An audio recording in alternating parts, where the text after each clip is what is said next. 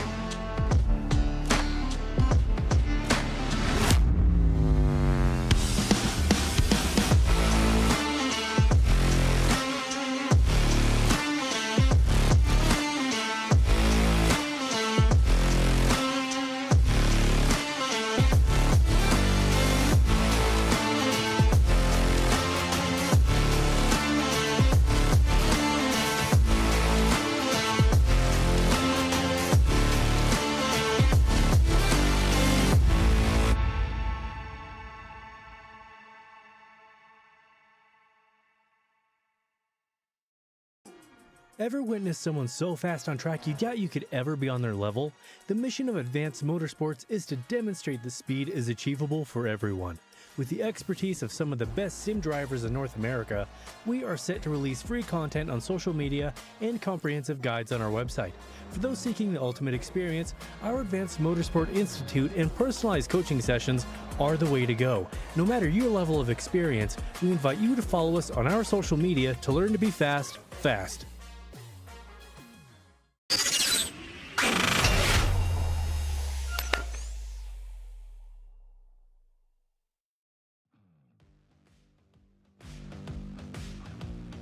Live from the famous Myrtle Beach Speedway, it's the Precision Racing League Truck Series, and boy are we excited to bring the action here tonight on RaceSpotTV. My name is Dylan Coyle, joined alongside my good friend Lorenzo Bonder, and my word, this is a unique track. It's shaped, I guess you could say, similarly to a track like Richmond, but it doesn't drive like it at all. It is one of a kind. Unfortunately, after a housing development structure, a program went in place, it is no longer around in the real world. You can't go here anymore, but iRacing has memorialized it, and we get to enjoy a race from it here tonight. Of course, we should go over the schedule, how we got here with the Truck Series, and it's race 4. We're almost near that halfway point in this 9-race stretch in Season 1. It's been unique, Lorenzo, the tracks we've been to so far. No, absolutely. We've gone pretty much of all kinds of, modern and antique tracks like Willow Springs. If you think about it, Willow Springs is still grassroots, if you think about it. And then Myrtle Beach is grassroots, but now defunct. It's going to be quite of an interesting race, how they go from high speeds to very low speeds and in a very short track. Yes, for sure. And as we move over to the driver standings, tied. And there's only 1 point separating the two up top with who is in third. Calvert, Calgill, and Angel Fonseca are just 1 point away from being in a dead heat between these three drivers. 1 point separates first and second from third. We go to team standings here. 6 points separates RBM Shake and Philmar BFR. Of course, Team DDI 44 Ever and Whataback Racing Speedworks are a little bit further back, but nonetheless, they're still getting involved in this battle, and we're a third of the way through the season. There's a lot that can change here, but you know what doesn't change? Who we have to thank each and every week. How about we go to Advanced Sim Racing, which is owned and operated by passionate sim racers. Advanced Sim Racing designs and builds the sturdiest and most durable aluminum profile racing simulation cockpits available in the market today. All PRL members also get a 5% discount on ASR products using the Precision 5 coupon code. Racebox Sim Racing. Racebox offers mid and high-end button boxes for sim racing enthusiasts, from the casual gamer up to the most meticulous sim racing driver. Competitively priced and carefully handcrafted, our button boxes are an enjoyable addition to any sim racing setup. Visit raceboxsimracing.com and get a 5% discount using the Precision 5 coupon code. The Butt Kicker. Butt Kicker products add incredible immersion and realism to every game. Feel every nuance and truly put yourself in the driver's seat. Madness is a performance lifestyle brand motivated by motorsport and founded by professional race car driver Daniel Morad. Mr. Head iRacing photography has captured 5 proud sports moments from hobby and up to 8K resolution for addition to any sim room. Finally, Advanced Motorsports. Get ready to learn to be fast with Advanced Motorsports. Follow them on their socials to become a better driver.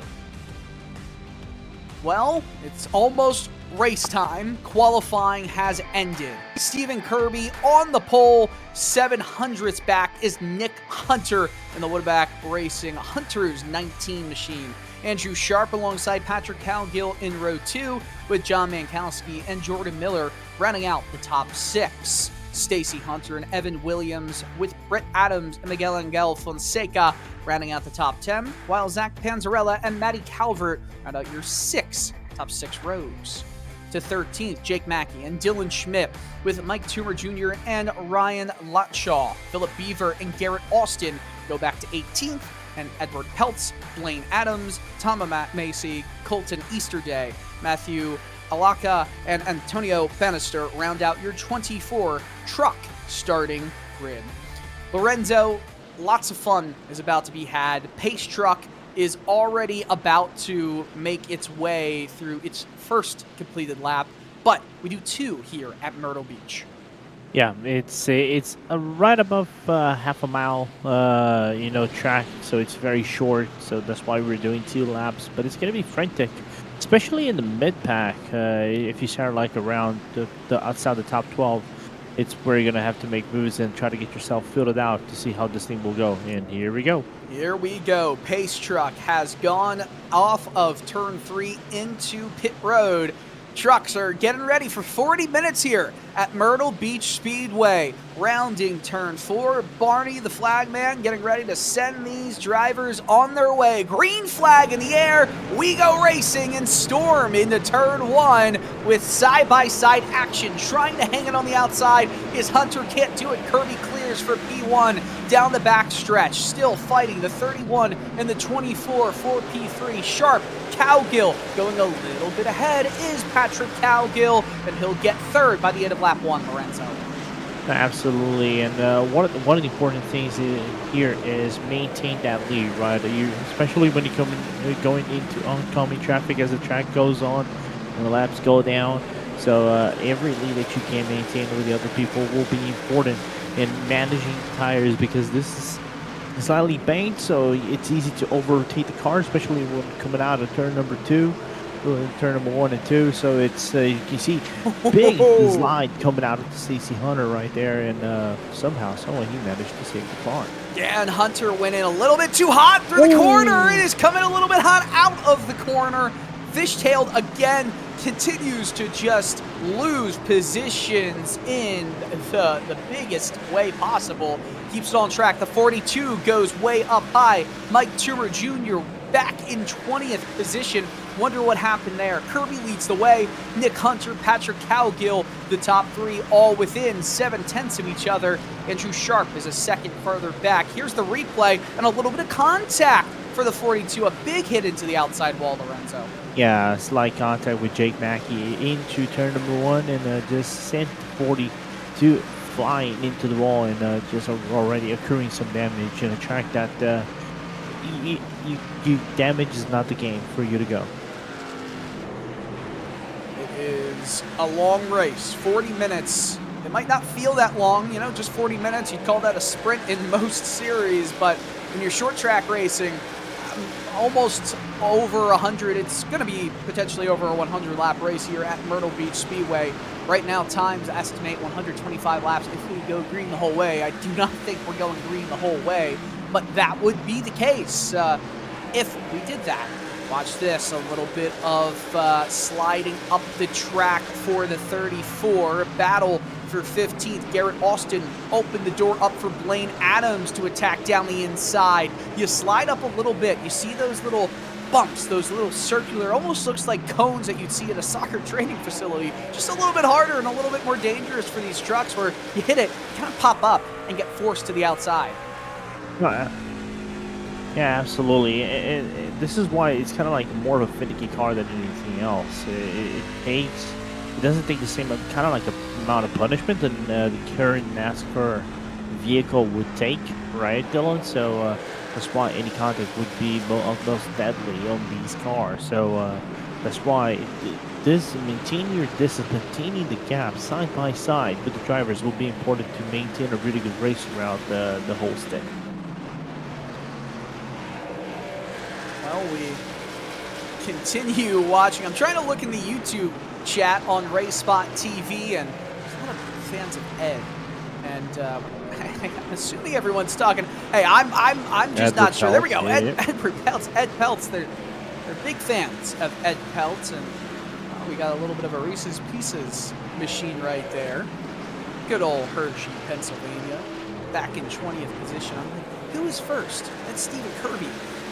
Is Ed in first? No, but anyway, we continue moving on. All love is deserving, gone. man. Certified Ed moment. Battle for 6. Jordan Miller and Brett Adams. Sliding up just a tad was Brett Adams coming out of turn 4. He tried to attack down on the inside. 17 had a huge arc going through the corner. It allows him to gain momentum out of turn 2. However, look at that. Just driving it into the corner. I don't think that's helping. Yeah, he's going to get cleared and lose multiple positions. There's a truck that slowed down in front.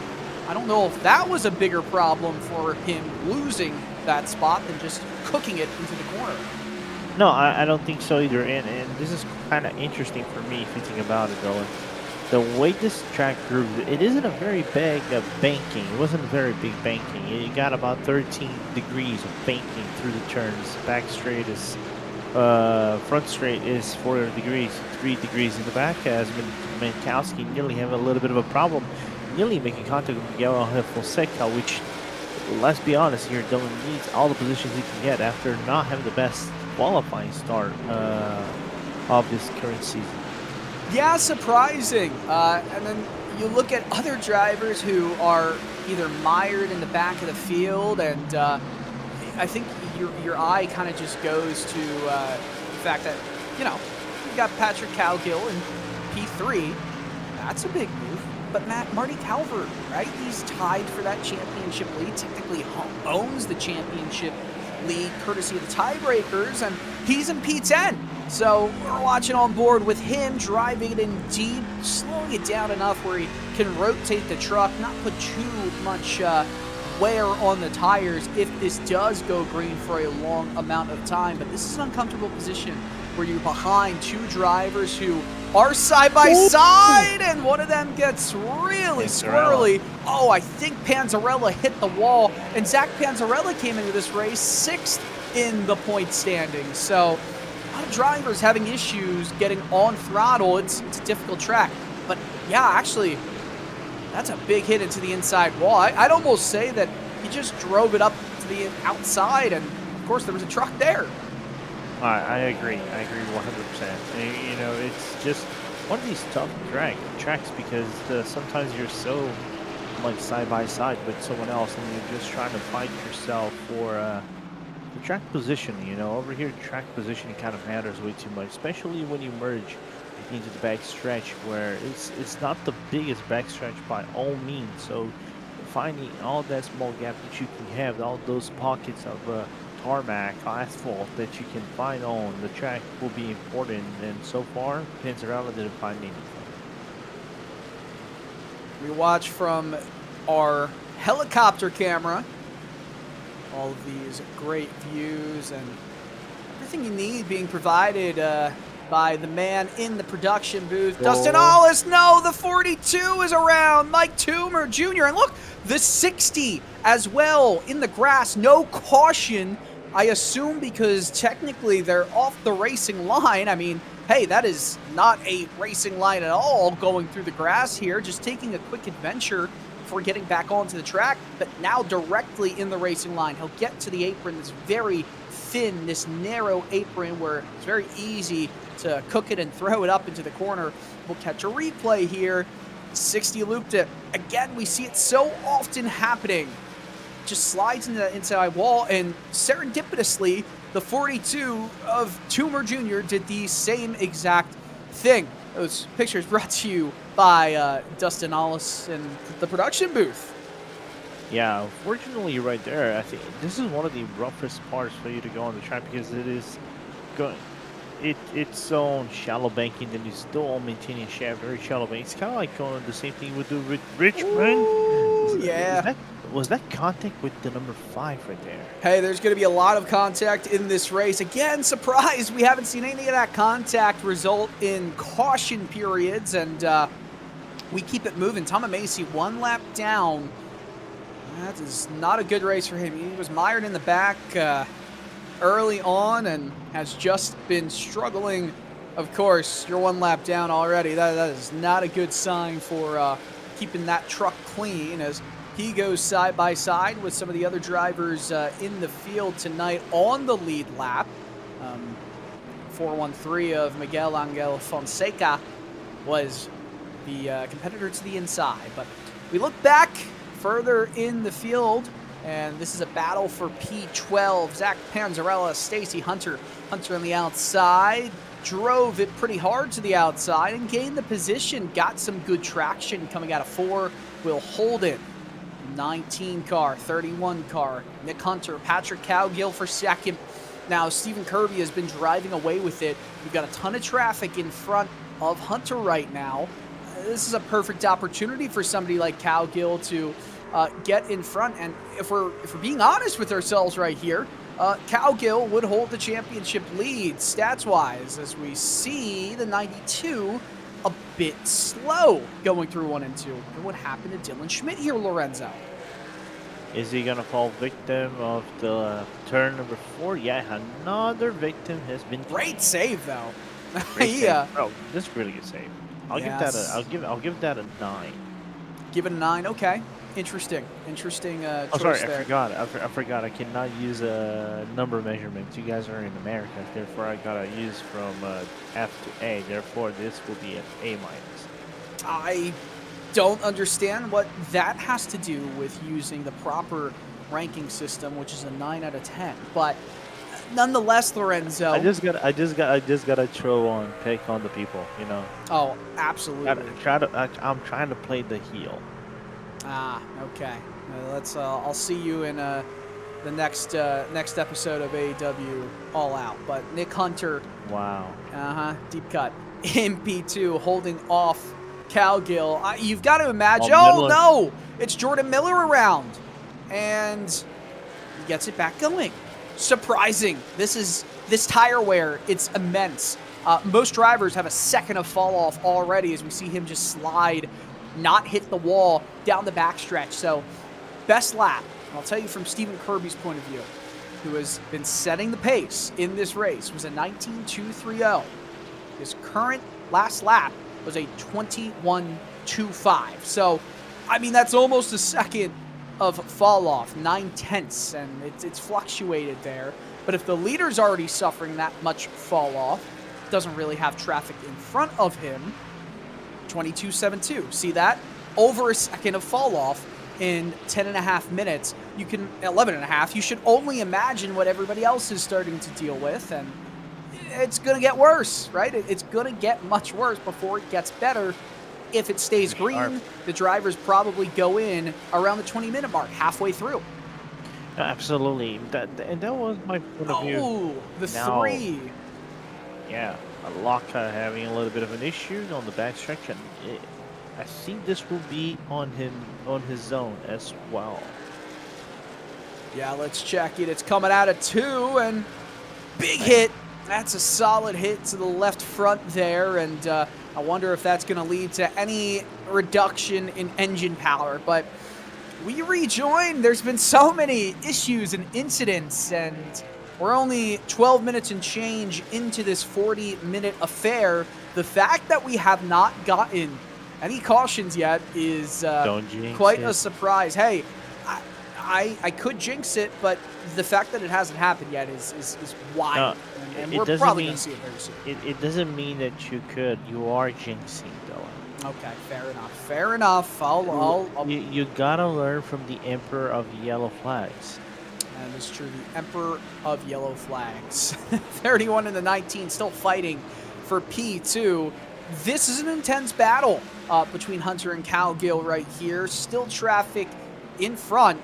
I think Cowgill's getting a little bit impatient, almost getting that Chevy logo, kind of that insignia, right up to the Toyota's rear and almost moving Hunter out of the way. I wonder if there's a point where, oh, that's exactly what happened, to some traffic in front contact between Hunter and I couldn't quite see who that was. The lapped car.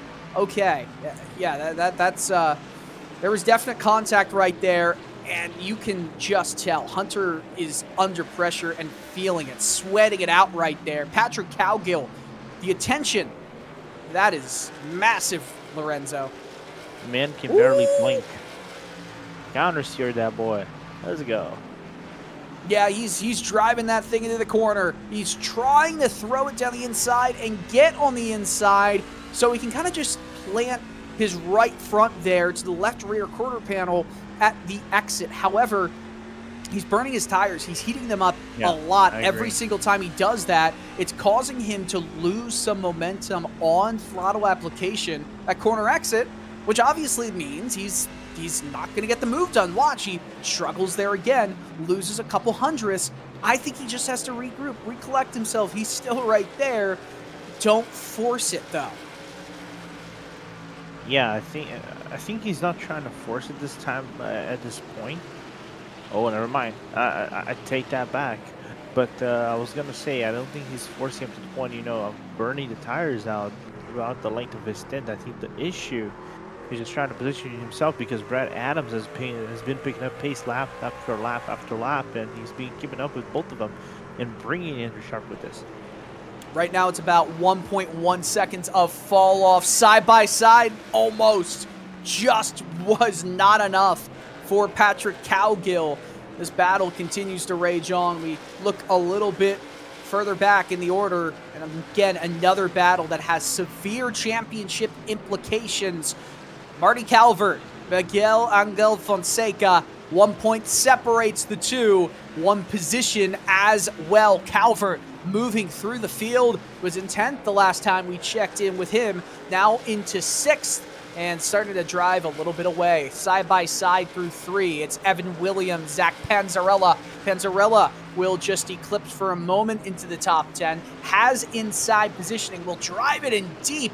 He's able to clear, yes, and that's going to be the decider for that top 10 position. I think we're just 4 minutes away, Lorenzo, from pit stops. It's not easy here to get in or out of pit road, and these drivers are going to have to really, really, be careful as Hunter is stretching his legs a little bit on Cowgill. Yeah, absolutely. But he's trying his best to try to stretch himself over Hunter, even though Hunter on the more cleaner line. Caution But is out! Yellow. And Okay. we've got, it's the 4 machine of Antonio Bannister, who is stopped on the inside of the racetrack. That's not the racing line, but he stopped. And I wonder, this is confusing, because... So, we'll have to get a replay. This could be a little bit of race manipulation if what we're hearing from production is true. Coming out of pit road, something's obviously wrong, but... I think this is VR. So he just rolls to a stop, but he also applies the brakes, which to me says he's got a little bit of control. And that is, wow, that was on pit exit. So technically still part of it. And now we don't have a green flag pit cycle, so everyone starts to come down into the pits. That is something that will most likely be looked at by race control after this race if there was a little bit of weirdness in that one. Stephen Kirby is going to be the first one to come out of the box. The whole crowd comes out as well. Ryan Latshaw did not go into the pits. You have to think he's going to come into the pits at some point. I mean, that's absurd, right? He's did it. That makes no sense. Unless he thinks that there's going to be a lot of crashing. Anyway, Philip Beaver came into the pits again. He either missed his box or did something that required him to come back into the pits. But right now, the race off pit road was Kirby, Hunter, Cowgill, Brett Adams, Andrew Sharp, and Matty Calvert. I think I have a theory on Beaver. Let's hear it. Because I was seeing over here, he was on a 51 lap stint. I think he's missed his pit stall. Okay, so he definitely missed his pit stall, and he's going to have to come down. One driver has not come into the pits yet. He is the leader of this race, who will undoubtedly be eaten alive on this restart here. I don't understand the strategy, except for leading a little bit of this race. Oh, there's a bit of contact. Oh, no. The 109 and the 19, a checkup. And Kirby and Hunter with that big contact right there, very much uncalled for. No one was paying attention. Hunter was just not paying attention there. This is kind of like Danny Hamlin playing, his Intimidator strats. What was that? He just accelerated. I mean, it wasn't like they were, racing to catch up with the pace car. He just kind of accelerated and kept moving until there was no room to decelerate. Dylan, you're not understanding. He's giving them bump trap. Ah, okay. You shouldn't do that here at this racetrack, which we're about to see go back to green flag racing with Ryan Latshaw. 54 laps on these tires versus fresh tires for the rest of the field. This is not going to end well for him. Green flag, back out. He controlled the field. The 109 of Stephen Kirby on the outside is going to hope that Latshaw doesn't just slide right up into him, and Latshaw is being very careful to not get in the way for the time being. Oh, he tries to drive it in deep, and no fault of his own so far is everyone going around him. Almost 3 wide on the exit of 4. Kirby in the lead. Oh, 3 wide, some contact, and Latshaw's in the middle. This is not going to end well. Nope. No. Contact between the 24 and I think that was Miguel Fonseca right behind. 3 wide again. I don't know if he's trying to just induce something. Big wreck in the background. Caution is out. They're still spinning. And you can see the smoke started in turn 3. The 71 of Stacy Hunter, the Winnebago Racing driver, is around. Brings out the caution, but I think that it started well at the apex of 3 and 4. And he doesn't look happy. He does not look happy here. I think he's looking for the... He's looking for someone, or he's just trying to element. get... Oh, I don't know where he's going. Just trying to get back in position, maybe. So we're hearing Dylan Schmidt, the 92, that blue car up to the outside, was hit from behind. Yes. And it's kind of started the whole thing. 92 just held the brakes, which, hey, you're supposed to do, right? It's hard to do anything other than that. And then everyone else just kind of followed him through. So nothing of Schmidt's fault, but he was hit from behind. Again, I don't understand the decision-making process from Ryan Latshaw, but he stays out. I mean, he lost so many positions as we rewind very quickly here, Lorenzo. Yeah, I think we looking from Hunter's perspective. Barely dodged it, as you can see. The 71 spins around, and nothing much that Hunter can do, and just wait everybody to go around, and I think go back to his original position on the track. So I know everybody is excited to hear about the man of the 40-minute sprint race, Edward Peltz. Yes. He's back in 20th, 1 lap down, which I know nobody else is excited about. I love to see 75% of these comments, maybe more, always just saying Ed can. Trademark question mark is pending. I haven't had a Reese's Cup in such a long time. Same. I think the last time I had a Reese's was when I was visiting you in the U.S. That was 2019. Yeah, that's what I thought. Wow. Hey, that might have been the last time I've had one too. And the actually, I lie. I actually had like a one. Can you say I had like 1 bite last year? I don't know. Can you? Okay. Does it consider I had Reese's, because I think I bought myself like one of those small cookies from Reese's, because they sell here in Portugal. Yes, well, people, they do sell these things in Portugal. We are that advanced. Well, we're talking about Reese's Pieces, and that Goodyear rubbers about to be in pieces by the end. 61 laps, going to be 62. Nice The only car, thank you, not to pit yet, only truck. 16 minutes and change remaining. Green flag about to come out. It's Stephen Kirby's field to lead back to green flag racing, and he waited until the very last moment, and it got miscombobulated all the way back. Patrick Cowgill jumped it, had to hold up, and held everybody else up on the outside. You can do that. You don't have to go until the very last moment. This is not going to be good. A big hit to the inside. 16 slides up high, and we look. John Mankowski was the one who hit that inside wall. Truck still flying and sliding everywhere. Oh, big mess. The 3's about to hit the wall on the inside. Truck still spinning. Caution is out. And all of a sudden, Ryan Latshaw in P6, still on the same set of tires. It looks more digestible now. That probably gonna have another 4 minutes and change before we go back to green flag racing. I mean, hey, stranger things have happened. Yeah, you could say that. I think we're falling under the mystique of Myrtle Beach and the short tracks like curses. But we're gonna look at the replay over here. The 33 is gonna be counted with Panzarella. So as soon as he comes back on the track, I think he's gonna be hit on the side panel and eventually gets the number 3. Matthew Alaka and pulls him out of the track. So I don't think this is on Blaine Adams on the 33 himself. I think there was just by mere occasion of a 4 wide, it became a 3 wide, and a 3 wide, which will become 2 wide, and then death.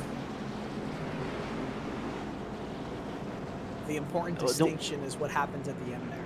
Yeah, basically it is the story of my life in Daytona. Well, goodness me, yes, the iRacing 24 Hours of Daytona just happened this past weekend, and love to hear anybody watching this race, how your race went. I've never participated in it, and I really should. I know I should get involved. I should be part of more iRacing special events. I really should. And obviously, Lorenzo, as we know, first of all, 66 lap old tires. I don't know if the U. Why is R and C not capitalized there? Truck, not car, not car. Okay, fair. It's truck. It's not a car. It's a vehicle. It's a vehicle, a NASCAR National Series vehicle. How about that? But Latshaw has yet to come into pit road. There's 13 minutes and 38 seconds remaining in this race. I mean, could that potentially be a call that ends up working out? We haven't really gotten more than a lap's worth of racing each time we've gone back to the restart. So it's been 10 minutes here that he's kind of sat up in these higher positions. And at this point, he's kind of, made his bet. He's got to lay in it, regardless of what happens, unless it, something crazy happens where he gets a ton of damage. He's up 10 spots. Is it worth it? We don't know yet. We won't be able to tell, but he's definitely been counting on these cautions to come, which leads to him still having a net gain from when it's all said and done. No, absolutely. He's playing the card of yellow breed yellow. So here's the problem. He restarts on the outside. Outside is a line you really want to be whenever you're coming back into these restarts, because you need to find the grip on mid corner to the outside corner. And on a wasted rubber, this could be very, very damaging, as we're going to go green right now, Dylan. Yes, we're going to go back to green flag racing. Pace truck went off. 12 minutes, 18 seconds to go here. Again, it's Kirby's way to lead the field, and Cowgill's going to start on the inside this time. Great jump right there by Nick Hunter to just hang it around on the outside. Will he still be on that left or right rear quarter panel? No, not by the time you get into turn 3. Tried to just send it, shut the door on Cowgill, was unable to do so. This is going to help Kirby to get away from Hunter and Cowgill. They'll fight for second place side by side. Spinning in the back. Who's falling through the field? It's John Mankowski again, and getting hit. Coming in last second was another driver. Couldn't quite see who, and they'll get a tow. Jordan Miller. Jordan Miller. Mikowski has been involved in a few incidents and will just tow it back to pit road. If you're interested in the Latshaw challenge, he lost 4 spots on the restart right there. So it's a gain of net 6. Here's a replay. He just got absolutely hit from behind. That's not the second time that's happened in this race, has it? With that truck, I couldn't quite see who hit him from behind, but I feel like I've seen him hit multiple drivers.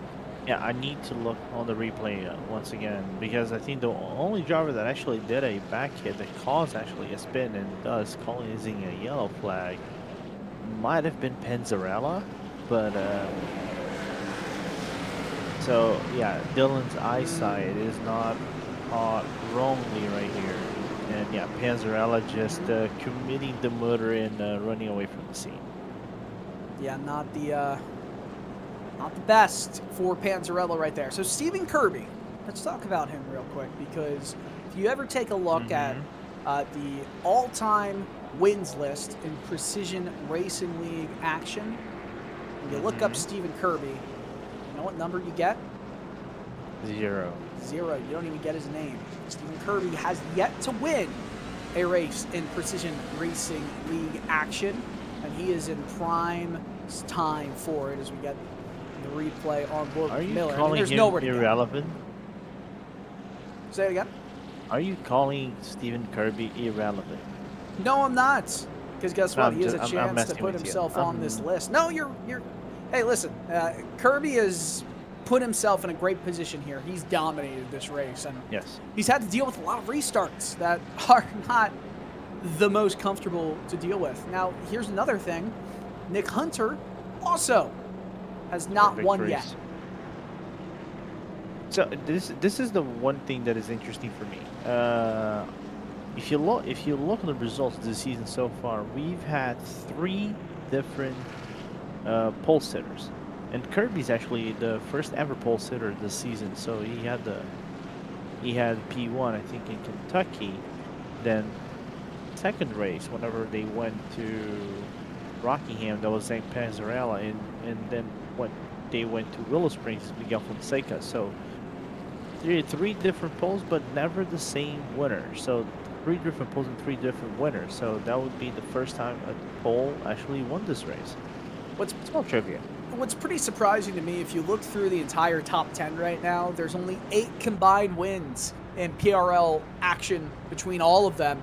I mean, Kirby and Hunter, Nick Hunter, have yet to win, and they are both sitting on the front row with a chance to kind of change that around, change some fortunes. No one in the top 10 has won more than 2 races as a single person, a single driver in any PRL action. Chances to put your name in the record books. That's what Kirby and Hunter are looking at right now. And as we are about to go back to racing here at the famed Myrtle Beach Speedway, Hunter, Kirby will lead on the inside, take the green. Hunter had a great restart right there and hangs it on the outside. The key will be if he's able to keep it on that right rear quarter panel. Oh, he's into the wall, and he comes down and potentially hits Patrick Cowgill. Not the moment that Nick Hunter needed. He's going to lose another position to Cowgill, and back into P3 he goes.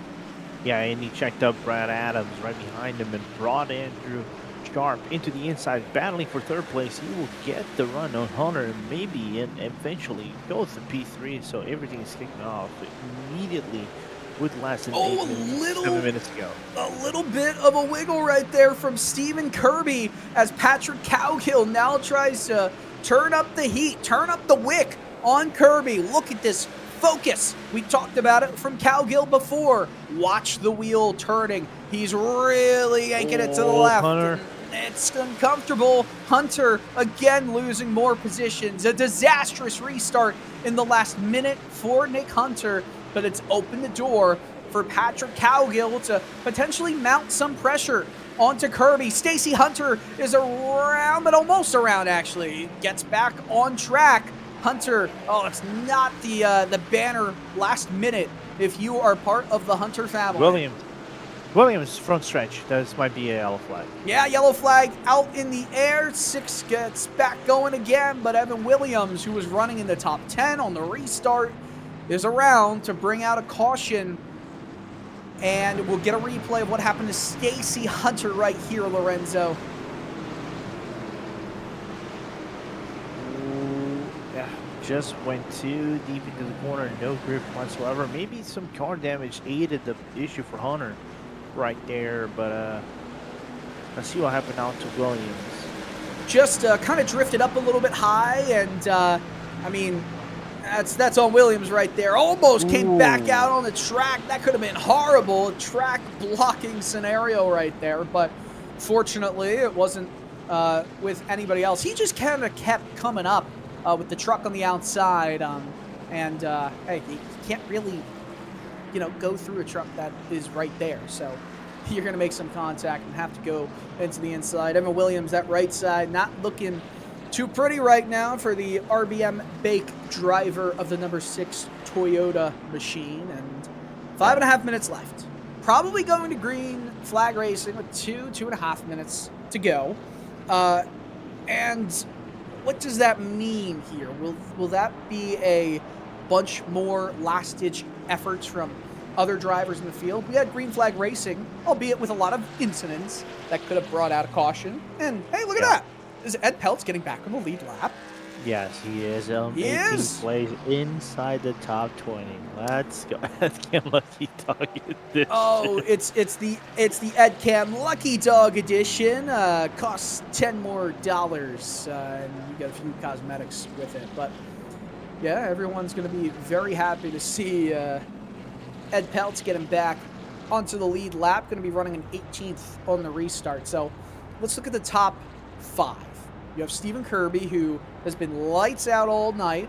He definitely deserves to be in the position he's found himself in. Started on pole, is sitting in P1. Patrick Cowgill up 2 spots. Andrew Sharp, again, no gain, no drop positions, right in 3rd. But we haven't really talked about Sharp in contention for the win until right now. Potentially, Andrew Sharp could get the victory here, but Brett Adams is storming through the field. Look at Garrett Austin in 8th. It's up 10 spots for the 34 machine. I just don't see the Reagan Bogen Motorsports driver being able to do much from 8th with one restart really remaining in this race and it being a short track. Another caution, this race ends. Yeah, absolutely. I would say if it is immediate right after the green flag, this is not ends. I think you would have roughly speaking, about a green, white, and checker. Well, even in that case, we're going green flag racing with just over 3 minutes remaining. I think this is it. Next caution will probably end the race. Stephen Kirby will lead them back to green on the inside. He's been perfect tonight. Can he be perfect for 3 more minutes? Back to racing action, and a great jump by Patrick Cowgill again on the outside, but Kirby kind of just slide-doored him up to the outside and will clear him coming out of turn 2. Cowgill single file, but driving it in deep as Brett Adams in the 23 machine. Will he have anything to say about contending for a win? And Fonseca up into P4. All trucks going slow. It's Mike Toomer Jr. Oh, in a car, truck sliding, spinning around, cautions out. Race over. What an unfortunate caution because he saved it. Yeah, unfortunate. But Stephen Kirby, it looks like, is going to win this race. Yeah, and we're going to have our first pole to, Grand Chelem basically winner right here at the PRL Truck Series. So this is going to be quite interesting how Kirby goes here on the interview and talks about how the car was set up and everything, because he was just impossible to tame and overtake in this race. Get a replay of what brought out the caution here that's going to end this race, and what a dumb caution. We've seen 2 cautions for drivers that I mean, the first one that kind of started this whole mess was just a truck kind of parked on the apron, and then that one kind of just slid 45-degree angle, and that was it. So I'm surprised those 2 cautions were called when we had much bigger incidents that weren't called, but hey, sometimes that's just how it works. I think Barney the Flagman took a few laps off in this one. I got a theory. You have a lot of them. Yeah, I do have plenty of theories. I think this was Barney's attempt to, sabotage the race so he can actually get to the beach earlier, and try to enjoy the remainder of sun that is still out in the track. Okay, so I have a theory here, my own theory. Yes. We've got 56 seconds remaining here. And we saw some trucks being told to get their lap back. We might go back green flag racing, and we'll talk about Latshaw in a minute, only if they get the one-to-go signal here. If they start going double file, if the trucks turn off the lights, we get a one-lap shootout. Nope. No, this is over. Nope. Yeah, this race is definitely over here. So it's Stephen Kirby who's going to end up winning, and Ryan Latshaw. How about that? The gamble paid off.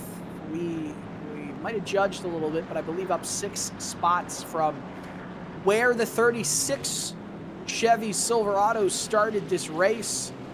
There you go. The RJ Motorsports driver is going to get a top 10 here. 0 pit stops. It's going to be a 92-lap affair for him. And hopefully, yes, no final lap, stop. white flag in the air. So checkered flag is out. Stephen Kirby wins this one. Oh, not again.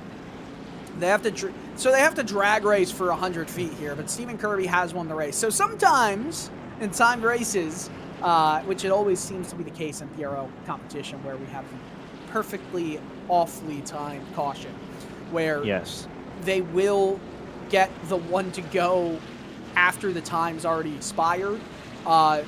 The positions you see on your screen are going to be the way it goes. Kirby, Cowgill, and Adams will be the drivers we talk to. They're just going to... This is drag racing, by the way, in the truck series. And there we go. Checkered flag's out. Stephen Kirby has officially won this race. Patrick Cowgill, P2. Brett Adams in third with, look at that, what a recovery drive for Miguel Angel Fonseca. Will finish in P4 with Andrew Sharp in fifth. Let's get the full results tab up on your screen. And we talked about the top 5. Let's go down. Nick Hunter finishes 6th. I'm sure Hunter would want a little bit more than that, but we'll just have to settle for P6 outside the top 5. Garrett Austin, Marty Calvert, Zach Panzarella, Ryan Latshaw finishing in the top 10. We move on. P11, Dylan Schmidt had some issues in this race, as did Mike Turber Jr. and Philip Beaver. Remember, Beaver missed his pit box, so my drivers on recovery drives today. Lane Adams, Jake Mackey, Stacy Hunter, Evan Williams, Ed Peltz, P18. You take the 8 out, and it just says number 1 for everybody in the YouTube chat. Tom Amacy, 19 drivers finishing on the lead lap. Jordan Miller, 14 laps down. Antonio Bannister, John Mankowski, Matthew Alaka, and Colton Easterday. A lot of those drivers having issues earlier on. 19.230. Stephen Kirby set the pace on lap 2. No surprise there for him. What a wonderful race for Stephen Kirby. So let's just jump in with some of our drivers, and Patrick Cowgill is here and Lorenzo Bonder is standing by.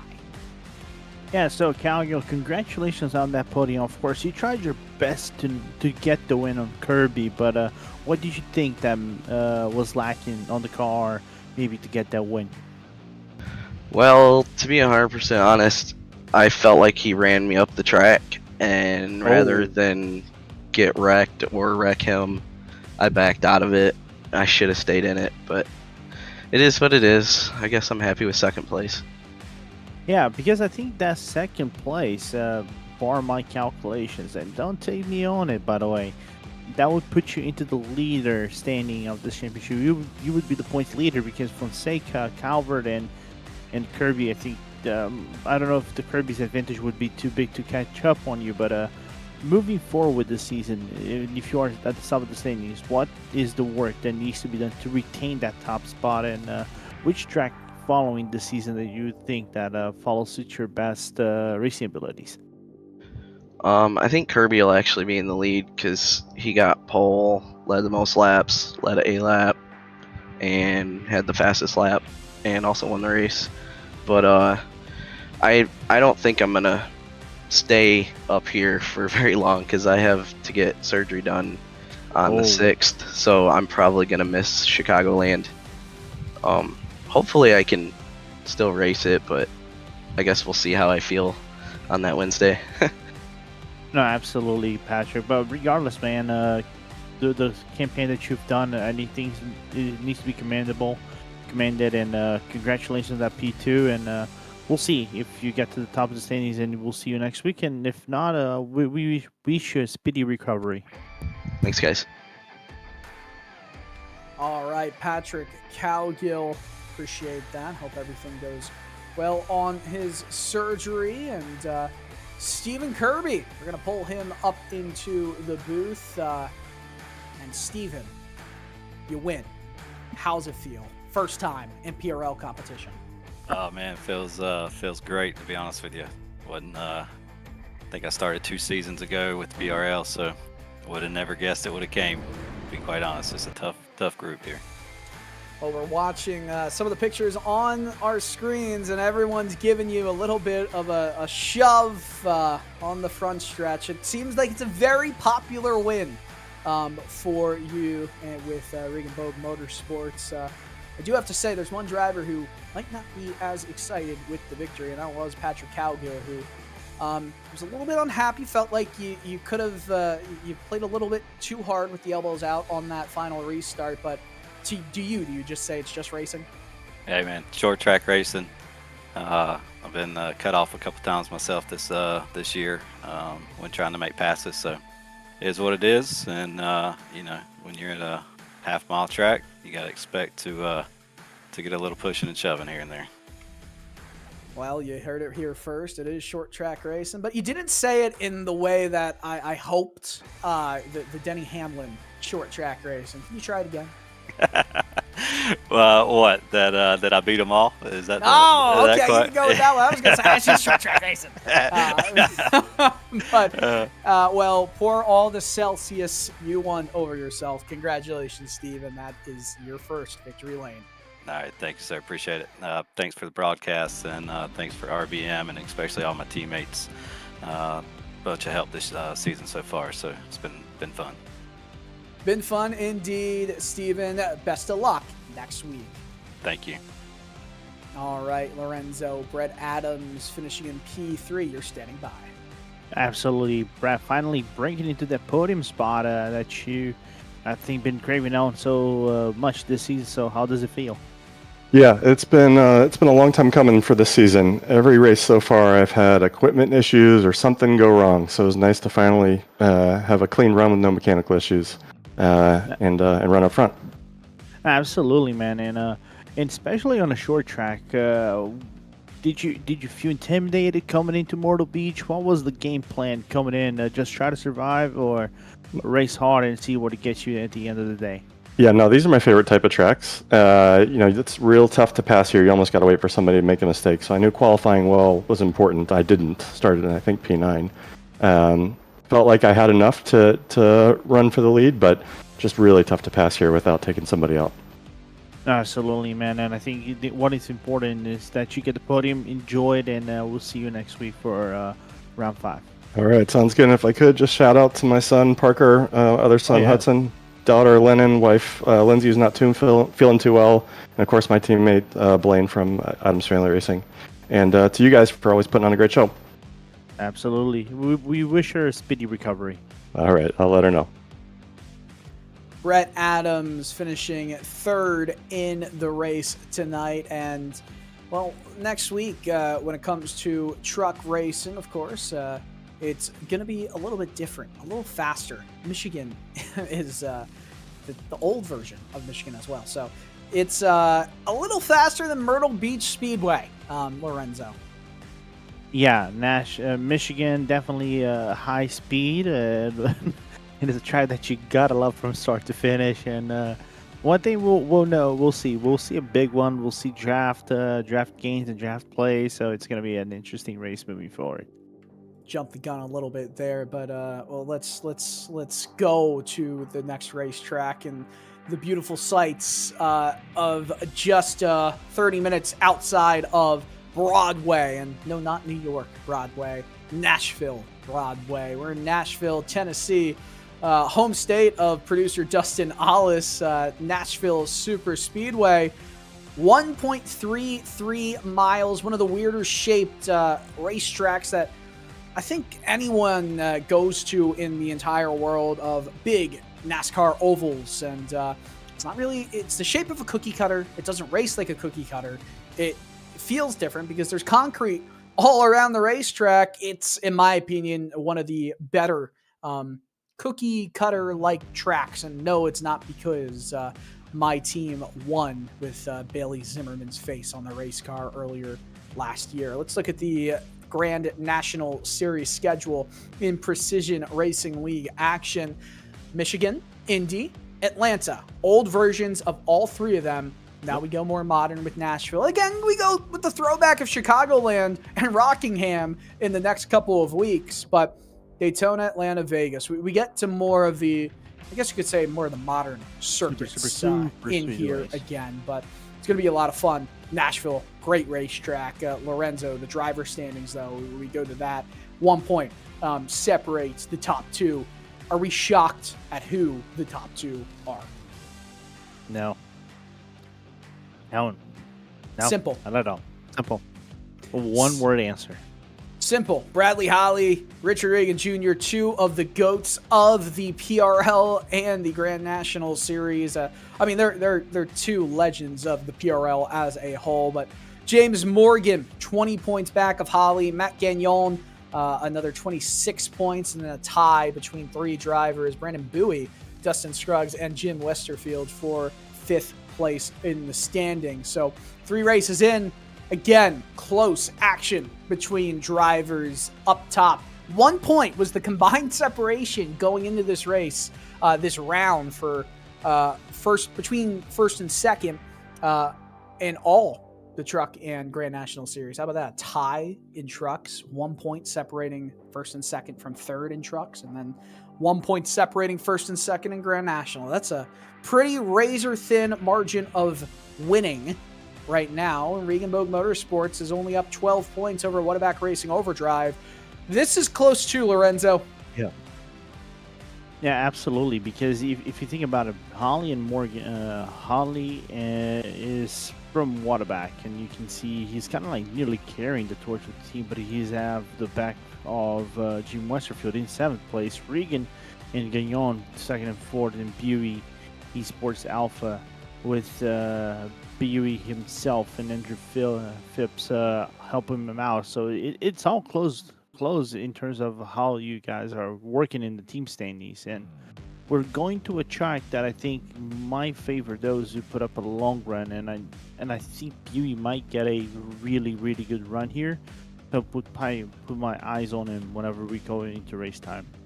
Yeah, Brandon Bowie, he's the other driver to have won a race other than Holly and Richard Regan Jr. in this one, as we go under the lights here at Nashville Super Speedway, and it's going to be fun.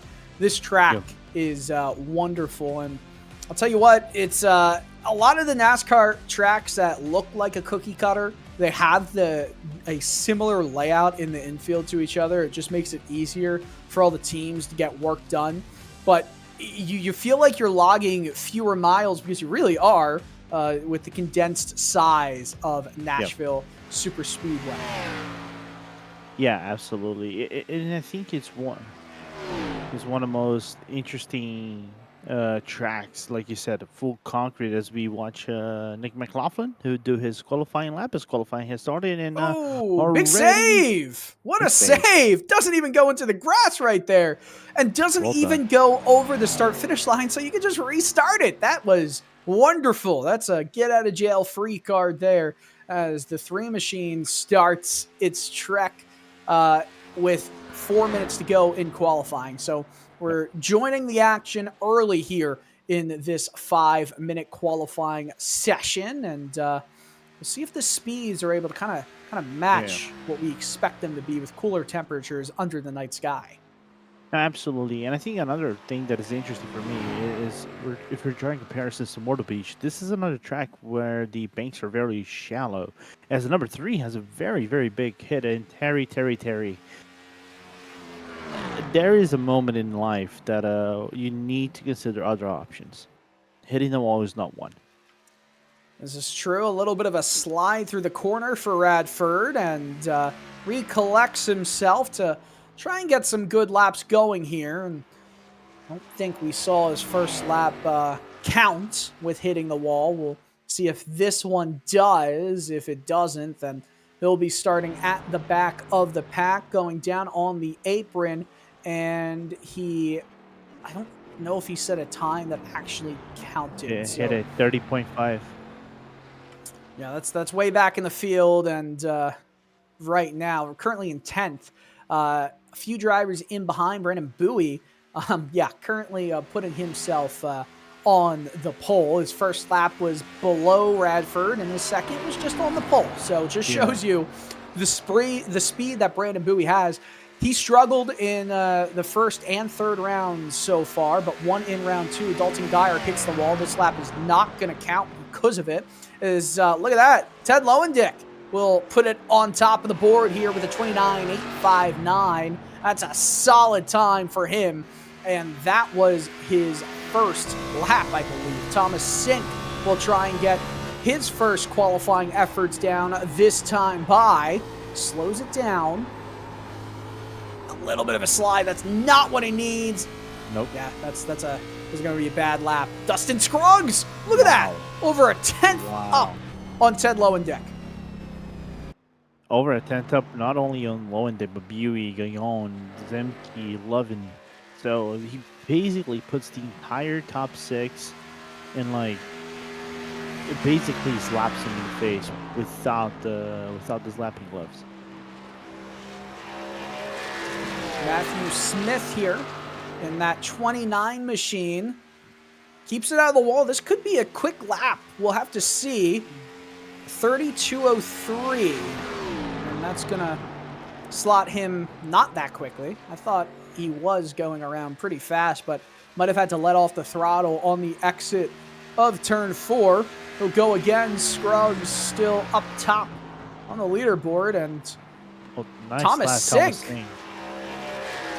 What a lap by Thomas Sink to go 1,000th quicker than Teddy Lowendick. Smith going to have one more try here, and it's going to be even worse than his last one. He's the last car on track yet to qualify. Currently in this race, we have 23 drivers registered. 18 drivers have set a valid time on the score chart, and you know when that timing board fades away, it's about time to tell you the starting grid for Nashville Super Speedway. Dustin Scruggs, the Regenboog developmental driver, is going to be in P1 over the Regenboog Motorsports driver of Thomas Sink. Those two will be leading the field to green, and hey, I like the number 11. Ted Lowendick and Brandon Bowie round out row number 2 with Matt Gagnon. Always love that picture he provides RaceSpotTV with. We'll round out the top 5 with Adam Zemke starting alongside him on the outside of row number 3. In 7th is Steve Loving with Reese Bogue in 8th. Daniel Knight and Colton Lane round out the top 10 with James Morgan and Nick Silver in that 88 machine. Back in row 6, Dalton Geyer, Jacob Emery, Terry Radford, Matthew Smith, Danny Cervantes, and Jim Westerfield, your 18 drivers who set a time on the charts. We don't have the rest, but Andrew Phipps, Dominic Beijing, Ryan Dunkelberger, Nick Byron, Nick McLaughlin will be somewhere sprinkled at the end of this. Those drivers did not set any qualifying time, so they'll just kind of be ranked by a number of metrics to see where they start. Otherwise, they'll be in the back of the field regardless. But 55 minutes here at the Nashville Super Speedway, and Dustin Scruggs is going to lead the field off of pit road. The pace truck is out there. And you see 2 Toyota Supras are going to lead the way. You know, I don't like the fact that the 11 is Toyota in Xfinity Series race cars, because I don't know if anyone knows me. I work for public relations. I work for Colleague Racing in public relations. I work with Josh Williams this season. We're in the 11, the Chevy Camaro. And excited to get going here in just a few weeks at Daytona, Lorenzo. Yeah, absolutely. By the way, have they updated the decals and how it is like laid out, the car design on the Xfinity cars? I know they updated for the NASCAR cars. Nope. The only changes this year are for Cup competition in terms of the bodywork being different. But hey, it's all good. Look at this, Nashville. Oh man, that looks like Bailey Zimmerman and that number 10 car where AJ Allmendinger wheeled it to victory in June last year. Will that Nashville paint scheme win under the lights in Nashville? We'll find out. Dustin Scruggs almost making contact with Sink. Green flag in the restart zone. Barney waves it. We're underway here at Nashville. And Scruggs and Sink both drag race into the corner. A bit of a better advantage for Sink on the outside, but sliding it in, having to slow down mightily for this corner is Scruggs, but he slowed down a little bit less than everybody else because he had to drift up to the outside wall in the exit of 2. Yeah, I'm wondering how these cars will work with the cold tires, because they will want to drift out, especially coming out of the corner. And this corner on outside of turn number 4, where you see the wall emitter on the right side panel, you see a few cars hitting it. That's where the danger will lure. I think this race will be a little bit less chaotic than what we saw at Myrtle Beach, but Nashville and the concrete and the lower banked corners, the more you've got to use that brake pedal, I think we're going to see incidents like that. The 25 of Danny Cervantes is around. Another driver went to the grass in the inside, and it's Jacob Emery, who also made some contact there. Great shots from Dustin Ollis to pick it up in live action, but hey, I was just saying, we're still going to see some incidents in this race, but I did not expect to see a caution on lap number 2 of the running here, Lorenzo. I'm gonna be the guy that would say the opposite. I kind of expected it to within the first 5 laps, because you're running so close to one another, and it is cold tires, and you find yourselves in the trap. And I think that was just Emery, just not having too much of a spatial depth to see the guy on this quarter panel, as already seen the fake outs coming into the pit lane. Yeah, already some fake outs, and I don't know why. We're only a lap and a half, 2 laps into the action here. That incident was weird, and let's take another look at it. So Cervantes almost looks like he comes up. I'd like to see a head-on or a cockpit cam, just to kind of see exactly what in the world happened there, because that was just a lazy-looking incident. And on first glance, right, you kind of look on the outside and you're like, well, why did Emery come down? But I don't know if it was that clear cut as it moved on throughout. So hopefully we can get another look at that. But nonetheless, 2.5 minutes and change gone from this race. Here's a replay.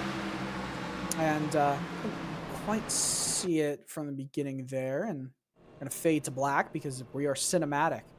You know, I am putting a lot of pressure on our producer to get the right angles, but look at what he does. Yeah, Emery came down. That's there we go. Emery that is down.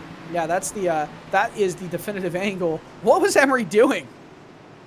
Can I say he was already setting up for the corner, and he thought he was gonna be clear, and Cervantes would turn in as well. But then again, it's a Yeah, so here's another look. I mean, Weird. he just comes down and straight up cleans him out. A lazy-looking incident right there. That is definitely on Jacob Emery. Wild. Anyway, we'll get back to racing here. Last time we were on the restart or I should say the start of the race here. Dylan? Yes? Someone actually got a better definition. Mark Halen says, Danny got Danny. Not sure what that's supposed to mean, but Jacob Emery definitely Hamlin used to do that the entire time.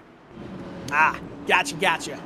But hey, nonetheless, last time we started, we got the green flag here at the start-finish line at Nashville Superspeedway. Scruggs got a great jump, but Thomas Sink kind of matched him. We'll see if that happens again. Scruggs sent it deep into corner number 1 to get clear, and of course, that kind of forces Sink to have to deal with Matt Gagnon and Brandon Bowie in behind. We'll see if it's a replay of when we took the green flag for the start of this race. Barney holding the flag, and it's Scruggs to lead us back. Green flag back in the air. He accelerates, and a little bit of miscombobulation there behind Thomas Sink. He did not get the best start. He'll go single file immediately and come down in front of Matt Gagnon to get the premier apex as the 72 and the 51 go side by side. Further back, the 57, I should say, of Adam Zemke and Ted Lowendick. Zemke goes down the inside there. And then in the 3 and 4, the 14 gets inside positioning, but is going to have to slide up and take a foot off the throttle and not get into that left rear quarter panel. And nearly getting to the rear quarter panel. Yuri right there. Now he gets it again and contact. Oh, this is going to be a big mistake if he's not able to slow it down, but he does that just perfectly after having that mistake happen down the front stretch. That could have been bad. It could have been a bowling ball situation with Matt Gagnon in that number 14 machine, but he was able to slow it down. That is because of the fresh Goodyear rubber that is on that race car. Reese Bogue to his outside in that 4 machine, clears him, and will move into P5. Right on the rear bumper of Brandon Bowie Thomas Sink is Brandon Bowie. Bowie will throw it down the inside of Thomas Sink, will take away P2, and Bowie is on a mission right now. Scruggs 7/10 up in front. Absolutely, and I told to keep an eye on Bowie at the start of the race. Meanwhile, 57 on Adam Zanke. Well done on Reese Bogue, as Reese cannot defend on the outside. He comes back into turn number 3 and 4, just on the outside of Matt Gagnon, and also James Morgan with a really, really good restart. Yeah, James Morgan having a really solid showing right here. Slides up in front of Reese Bogue, who's dropped 2 spots in the last lap and a half. This number 12 machine with the old school, I think that's a Lowe's Looney Tune paint scheme that I think Jimmy Johnson ran back in 2002. And yes, indeed, that's certainly a number 48 Lowe's Jimmy Johnson machine from 2002 put on a new Chevy Camaro in NASCAR Xfinity Series race cars. But it's PRL Grand National Series action, 55 minutes here at Nashville Superspeedway. Tire wear is going to be a big concern for these drivers if we have long green flag runs with a lot of side-by-side action, as the 12 had to take his foot off the throttle just because he was dangerously close to pit maneuvering Adam Zemke, as they're still side-by-side. Zemke with a better arc, but he'll get loose into mid-corner. This is good action.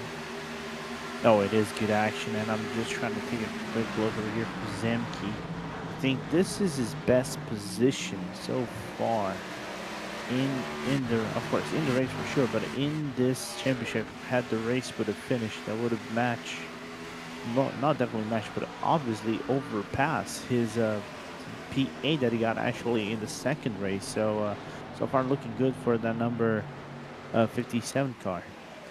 So far, 12 laps into this race, and of course, with a caution to kind of mix it up. 0.2 of fall off we're seeing for Dustin Scruggs. His best lap was a 30 flat. His last lap was a 32, so 0.2, even with a second in front of Brandon Bowie could get bigger as the runs go on. And give some context, Brandon Bowie dropped around 2.8 tenths as the 60 of Colton Lane drifted a little bit too high, had to slow it down, and that's going to cost him some straightaway speed down the backstretch. Yeah, I was just wondering which car nearly merged into the front panel. It seemed that looked like to be Westerfield that nearly merged into the front panel, or even Daniel Knight that nearly made contact with the number 60. That could have been. Oh, they're dangerous. spinning and a wreck. They saved it for the time being. Wow. The 15, as well as Ryan Dunkelberger, but he'll slide it back up. That's total retaliation right there, but he somehow saved it, and he's going to lose some position, so they don't wreck, but remember that as the race moves ahead. Wow. How did they not make contact and die in the process? Like, coming in so fast to turn number 1, and the number 15 just survives your deal, but makes contact again with the wall. Yeah, Nick Byer is slower right now, and I wonder if there's some undiagnosed damage that we're not seeing, because he is lacking on speed mightily right now, and I'm not exactly sure why. I wonder if he was the one who, well, could be very obvious. He's coming down in the pit road. I think he was the one who hit the wall. Let's get the replay here. It looked like two cars coming together, maybe a little bit of movement down from the 15. Then the 15 sends it on the apron. That wasn't retaliation. He just made another mistake there. Yeah. I don't think that was a mistake. I think that was just trying to keep his car in the track itself. No, he hit the apron. He hit the apron. No, which, he hit the apron in a maneuver to just try to keep it on the track. Otherwise, it kind of could have slid sideways and maybe caused another yellow flag. But nevertheless, I mean, that's what happened. He hit the apron and slid it right back up on the track. Right? Hit the same car, same driver. I mean, sideways, fully sideways. Oh yeah. He wasn't fully sideways. Oh, he was sliding it through that corner. Oh, he was landing. That's for sure. Dustin Scruggs, 1.2 seconds up, still maintaining a gap, and it's growing by a few hundredths here or there. Another note on fall off, it's starting to exponentially get worse, around half a second now for some of these drivers. Scruggs over half a second, same with Bowie. Thomas Sink is in the midst of trying to run away from James Morgan. I wonder if Sink was holding his tires back just a little bit. Of course, sandbagging is a thing, right? You can show all your cards, throw them out on the table. But if they don't kind of come back to help you out, you're going to be hemorrhaging some positions and time as a green flag run continues. These drivers have only gone 13 or 14 laps on Goodyear rubber. Denny Lowendick always providing some of the funniest in-car cameras, and that is a banana for scale.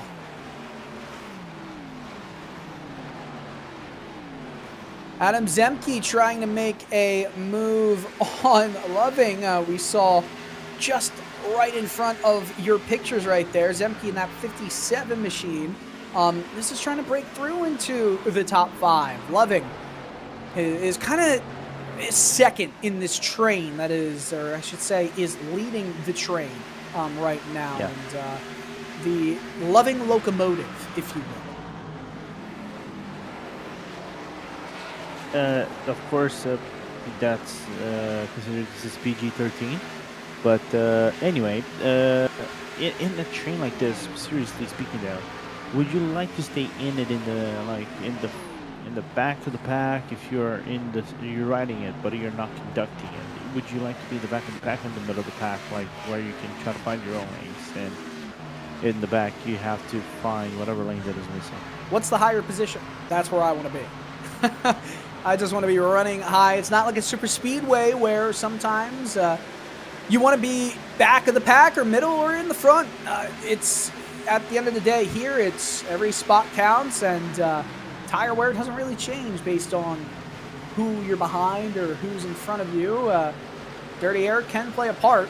The 27 will drift high on exit of corner number 2, but has some momentum that the 57 is unable to regain in the slipstream heading into turn 3.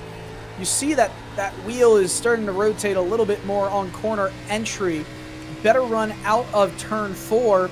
Will it be enough to maybe make a run down the inside? No, gotta be a little bit faster compared to the 27 in front to feel comfortable enough to throw it in deep. And again, there's no need to really put more kinetic energy into the tires than you have to, because you do that, you hurt your long runs of speed. Yeah, absolutely. As we're seeing the 25 being overlapped by other cars, that is the number. That is Denny Cervantes. Oh, Cervantes up into the wall. And Cervantes not having a very, very solid run after his incident at the start of the race. Yeah, Cervantes last in the field, 4 laps back of the leaders as Teddy Lowendick gets a good run on Matt Gagnon. Gagnon will come down a little bit to block, so Lowendick will throw it up high, try and get a better arc and potentially make a move or go side by side on this curved front stretch. And he's got a good amount of momentum here, but didn't decide to send it down the inside. He's going to hang it around the outside, not side by side still. I think that's a missed opportunity for the 72 car. We go back to the battle for P5. Steve Loving in the 27, still maintaining this gap over Adam Zemke. James Morgan is 6/10 in front, and Thomas Sink, I mean, P3 is 8/10 in front. So a lot of battling happening from third on back in this one. Yeah, because I think the train is allowing them to, you know, being close to one together, one another whenever you're doing these runs. So that's why there isn't this element of, you know, competition between the drivers. But other than that, it's, I think, how the car is maintained to drive under the draft of another car. We're seeing a Danny Cervantes pit stop on your screen as that engine has expired. That's or at least a lot more damage getting repaired for Cervantes. Hit into the wall. Couldn't quite see who that was, but Sink and Morgan, I think it was one of them, going side by side here, coming out of turn number 2. This is for P3, the final spot on the steps of the podium. Sink has been running very well, and I thought he was starting to turn it on and maybe catch up to Brandon Bowie, but James Morgan has captured him, and he's starting to kind of lead this train. It's no longer the Loving locomotive. It is the Sink submarine, which also is what a submarine does. Sinks. He's sinking in the back of the field. Right? Yeah. You want him to submerge. You want him to submerge. This, yes. You're trying too hard. Well, I wasn't even trying. It just came to me right there. But the 72 gets a really good arc out of turn 4. He's going to get to the inside, Lowendick is, of Matt Gagnon, and has the run. But he's got to get up a little bit higher, close it in a little bit more. There's still too much space between he and the 14 machine of Gagnon, and that's allowing Gagnon to still fight back on the outside. Lowendick loses momentum, and it's going to kind of have to go back to the drawing board here, as now he's under attack by the 88 of Nick Silver and that in-and-out machine. Yeah, absolutely. Lowendick, I think, had just one opportunity to make that overtake on Gagnon. Couldn't do it itself, and because of his brings Phipps into the fray, and like we were talking about into the team's points, right? Every point matters right here. So for Dewey, it's important that Phipps moves up the slots and fast. Dustin Scruggs currently 1.2 seconds in front of the rest of the field. Bowie is doing a good job of just kind of staying in line, but Thomas Sink, James Morgan, and everybody else kind of coming together. Gaps are not big between any of the drivers from third on back, probably until 16th, 17th position, 16th for sure. So a lot of racing action still to be had. 20 minutes almost gone from this one.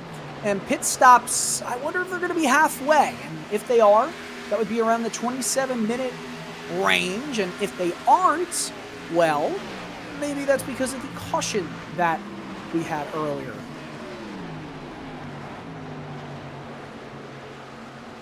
The 35 and the 17 going side by side here. This is for 12th place, Westerfield and Daniel Knight. And Lane just working. Colton Lane, yeah, right in behind, is going to try and make it a 2-for-1 on the 35 of Jim Westerfield here.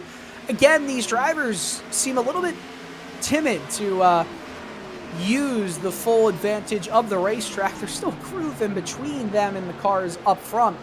I know it's nerve-wracking when you can't see them on the right side, but you still got to utilize the track because that is the only way you can make a move, as Lowendick is right there against the 14. This battle has been raging for a long time here, Lorenzo.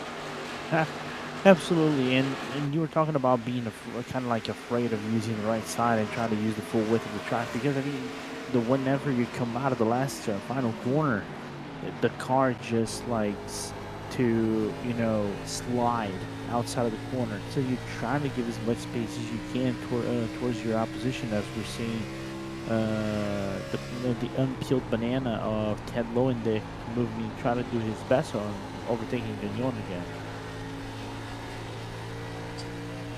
This is something I didn't even consider. The the chassis itself and the metal tubing and all that, it's kind of yellow, but it's not the yellow that we see from his banana costume. He'll have to work on that. He's got to get that branding a little bit better. I know it's the night. It's the night sky and the lights are there, but it is a sharp and very noticeable race car with a banana on the hood of it. Wonderful. Love it. Lowendick is going to go up high, right up against the wall, which is going to give him a lot of speed. Don't be afraid to go up there. Utilize the racetrack. It's going to help him in this battle against Gagnon. Slides him down low, and there's a caution out. Okay. And it's, the 29 of Matthew Smith in the Bowie Esports Bravo machine. And Terry Radford, we're hearing, was involved in this incident as well. Not surprising at all. Well, Radford, a RaceSpotTV commentator. We'll see the replay here, and let's. I hope this wasn't Radford getting close to the wall and steering to the left, because it looked like that was exactly what that was. Again, we might need to have like a straight-on helicopter chase cam style look at it to definitively say what it is. But this is going to allow everyone to come down into pit road for a 30-plus minute stint on fresh tires and fuel.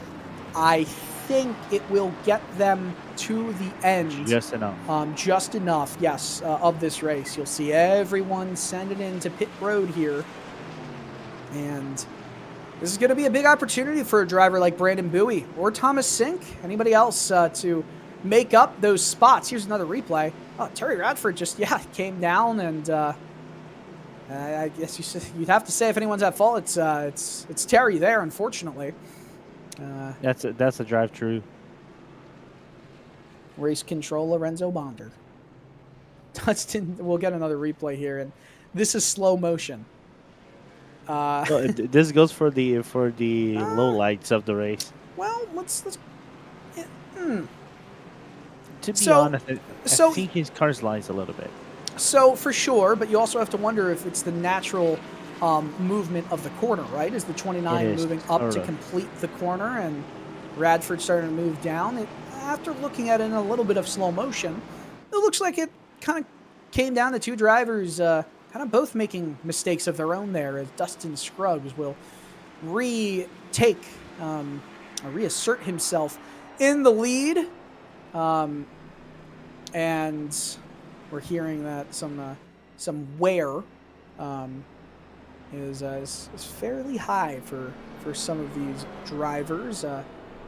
Actually, not as high as you might think at the moment. 82, 85, 86, 85% wear for some of the drivers in this field. I'm surprised though where the tire rate, the wear rate is. It's low for this track, because this is a track that kind of like demands on how the car shifts around the corner, and you can see even though it is cool temperature, it's 80 Fahrenheit, so it's a very cool track. It's not going to develop to a high degree of wear rate as the race goes on by, and even with the humidity and clear skies, it doesn't do anything for that. I think it is just on the principal case of, you know, it's a concrete track, it's high, it's somewhat abrasive, and you would think, okay, this wear rate should have been on paper around the 60s. So we're hearing some engines starting to Okay. turn off here to save some fuel. So it might be a little bit closer than we think. It's going to be close. There is no doubt about that. On fuel mileage here is these drivers on a 100% fuel tank can go probably 65 to 70 laps, maybe. Yeah. You can take like 85, 90 miles on a full tank of fuel in an Xfinity Series race car. Of course, this is not the easiest math with being a 1.333 mile racetrack. I think the math kind of supports around 65, 60 laps, somewhere in that range of where they're going to have to make it. The lap times say that it's going to be around 60 laps, if that, in this race to go, 59, 58 laps maybe. So I think they easily make it, but a few extra laps of fuel never hurt anyone. Yes. Especially if we get a more like of a late caution, where I think the key will be how to negotiate the tire strategy, as we know the pace truck Benny is going to come in for the pit lane, and we're going to get our second restart of the day. Oh, of the night, actually. It is nighttime here at Nashville Superspeedway, and we're about to go racing once again. Second restart of the night, third time we're going to be in the restart zone. Barney the flagman holding up the green flag. Dustin Scruggs, as he's done all night, will lead us to green flag racing. Brandon Bowie on the outside with a horrible jump. He's already 2-3 car lengths behind Scruggs as they fly into turn one. Absolutely. I think this was an early jump from Scruggs, caught Bowie off guard, but somewhat somehow, and he managed to catch up to the first place car. Meanwhile, nearly 3 wide coming into turn number 3.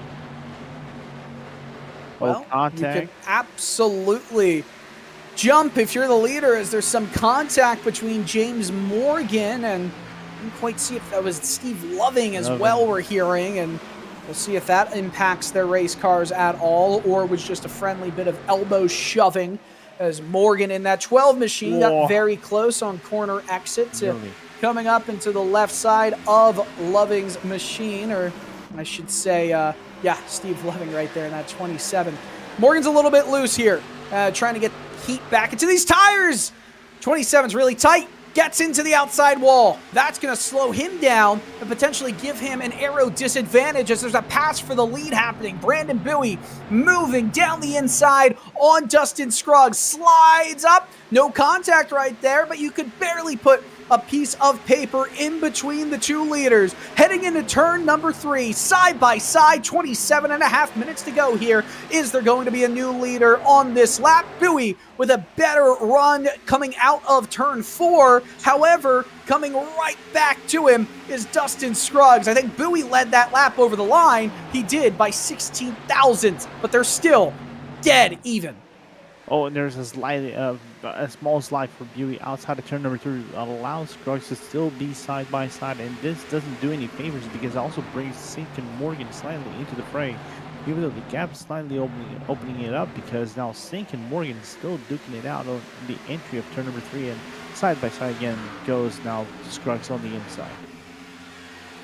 Dustin Scruggs had a way better run, gained a 10th on the exit of turn 4 there. They're side by side again. Bowie will fight back though on that outside line and will gain some tenths with 26 minutes to go in this race. Unbelievable action, battling for the lead here at Nashville Superspeedway. Further back, Thomas Sink, James Morgan fighting for P3. The final step on the podium, some smoke on the outside wall, car up into the wall. I think that was Ted Lowendick. Yeah, maybe.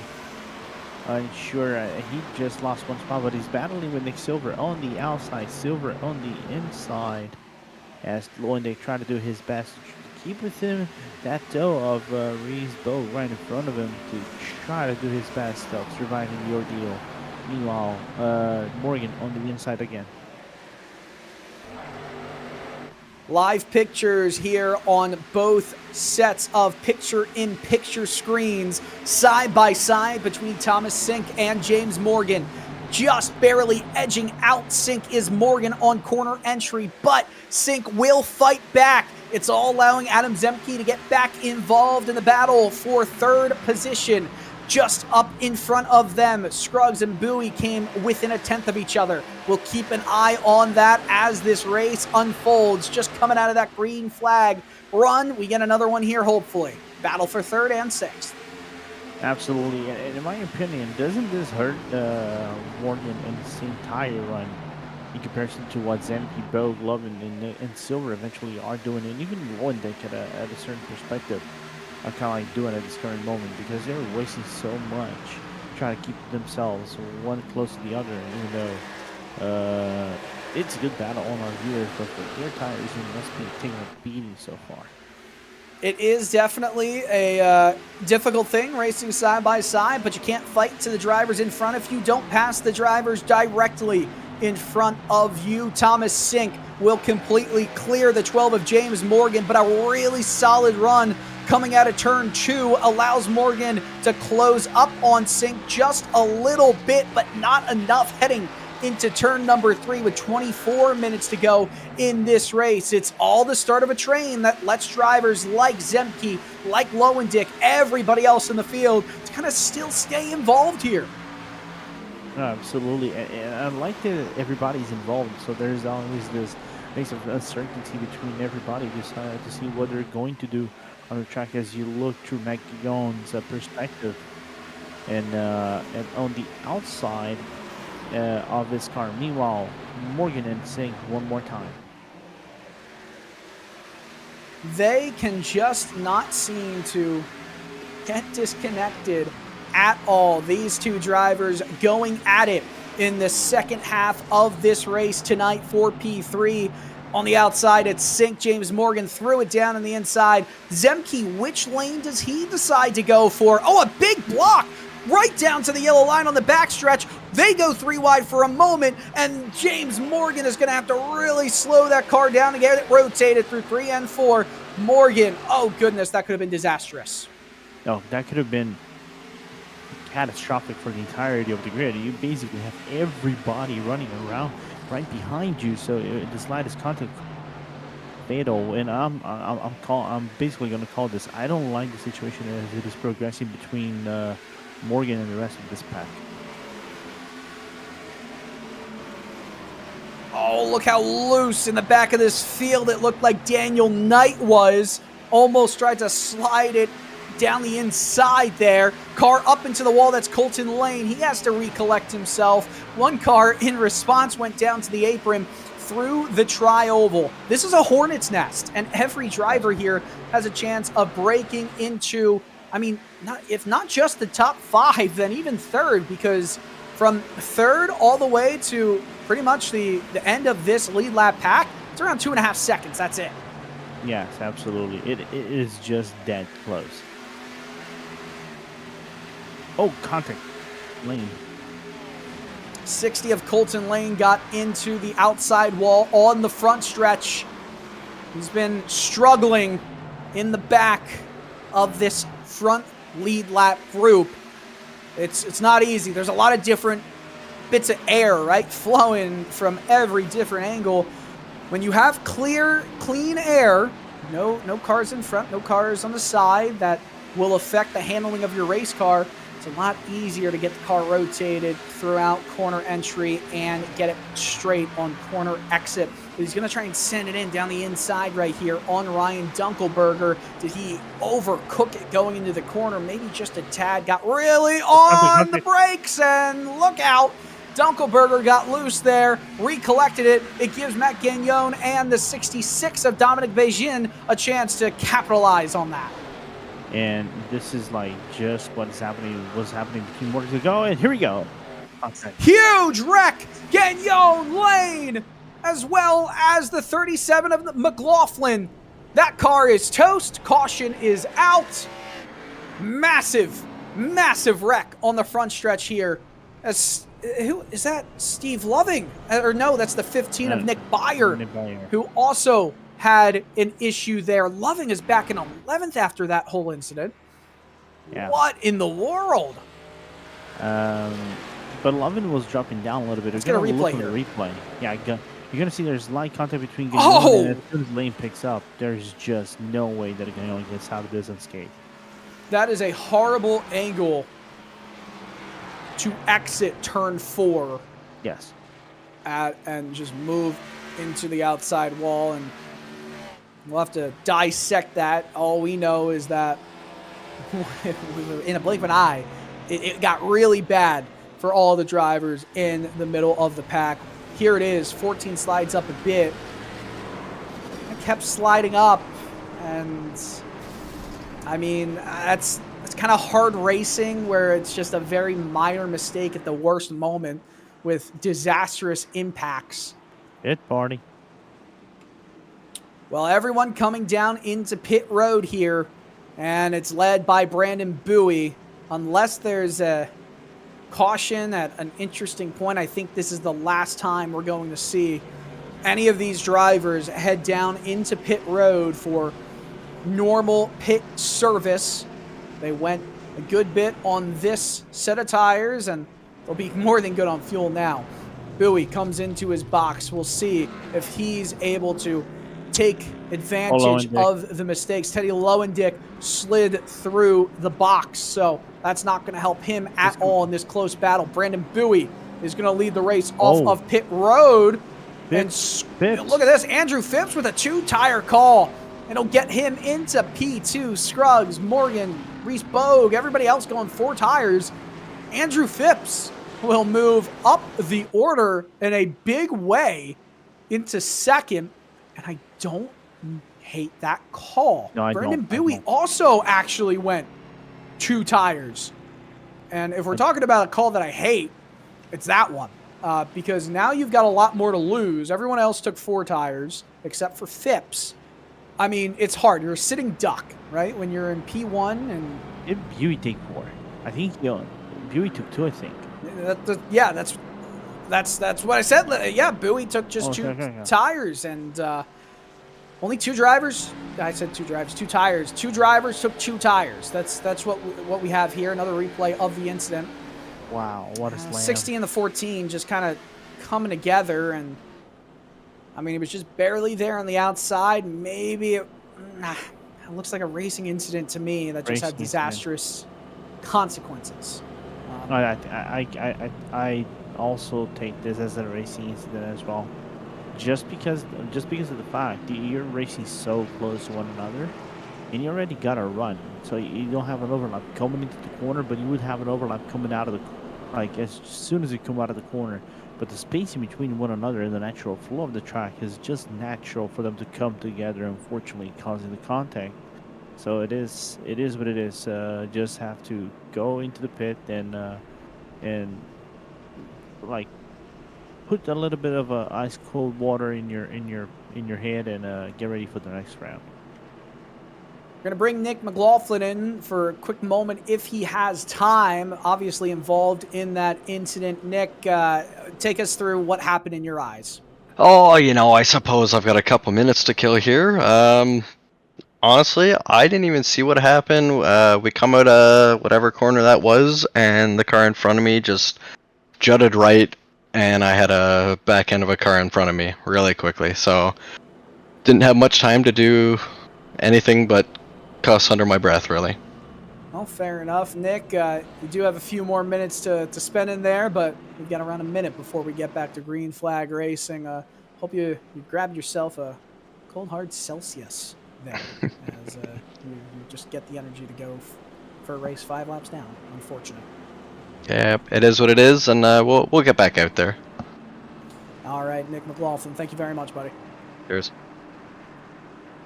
Always love our Race Spot's favorite drivers chat, where we can just pull drivers up during caution periods. And if we had a little bit more time, I'd love to pull Ted Lowendick, who also provides his voice when we are needing him or wanting to question him about anything going on track. But he slid through his box, so I'm sure he's a little bit unhappy with his restart position. Under 16 minutes to go here at Nashville Superspeedway. And these Xfinity Series race cars are about to put on a show that's going to make everyone to the south of Broadway, east, north, and west very, very happy and entertained. 15 and a half minutes to go. Brandon Bowie will lead the field to green here. Andrew Phipps on the outside. 2 tire calls for each of the front row restarters, and not at all a good jump for Andrew Phipps. Bowie leads the whole screaming pack into turn 1, but immediately down the inside of Phipps is Dustin Scruggs, who's going to be the car with the freshest tires and has the best opportunity to compete with Brandon Bowie for this race win now. Yeah, but I think Phipps is like playing, you know, the knight in shiny armor for Bowie right now. Allow Phipps to battle with Scruggs the max he can. Allow him to burn that rubber, that fresh 4 tires that he put in that car, in that Supra, and see what it gets him at the end of the day. So let's see how this one will go. But from the looks of it, Scruggs nearly making easy work of the number 22.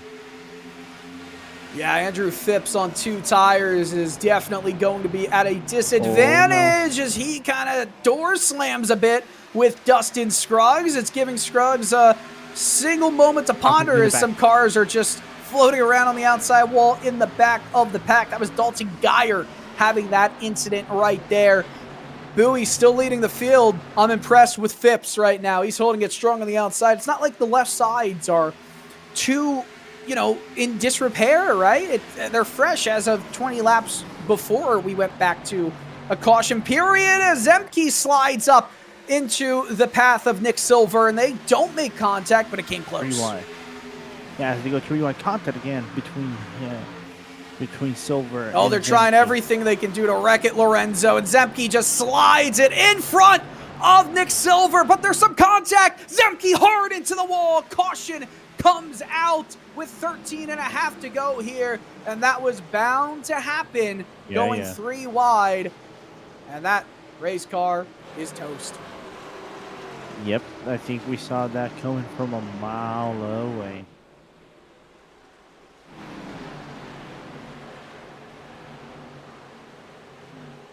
We'll see the replay from the broadcast main angle right there. And what we're hearing is that it might have been more leaning into the fault of Nick Silver in the 88 machine. So we have to watch again. Oh yeah, he just got into the back of Zemke, and Lowendick was involved in the incident. He kind of was the one who sent the 57 around. Nothing you can do though when there's a car sliding in your predetermined path throughout the course of a flat corner. I would like to see the contact, the wholeness starting from the contact. There you go. That would result going to turn number 1. You can see now Silver picking up speed, eventually turning around the number 57 on its back panel to quarter panel. So I don't know if this was actually kind of like a frustration move of sorts off the contact they had prior to turn number 1, because Silver was very aggressively shoved off by the number 57 when they were in the finish line, and thus pushed the 88 around. Well, I'll tell you what. The move by Phipps, So we're going to the replay here. So let's watch this real quick. Zemke and Silver make contact. There you Silver, go. again, I think it's just two drivers connecting, coming together with each other. And Zemke slides in front of Silver, but I mean, it wasn't too I don't know. undetermined. Silver, I mean, he was the car in behind heading into turn one. You gotta place the majority of the blame there on Nick Silver, but these drivers were heated and they were just kind of uncomfortable and not at the normal rhythm that any of them would have.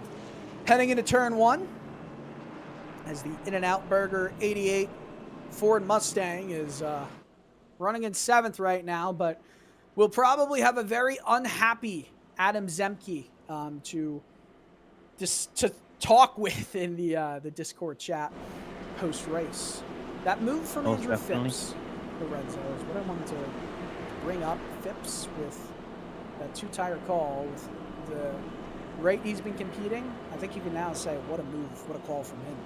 What a call! What a call from Phipps! What a call from the basically the Buey team, right? If you want to think about it, because Brendan Buey is in first, his teammate is in second. They need all the points they can get, especially given the fact they are just over here. I'm bringing the team standings, so they are 215 against 229 of Regan Bogue. So it is just 14 points that separates them.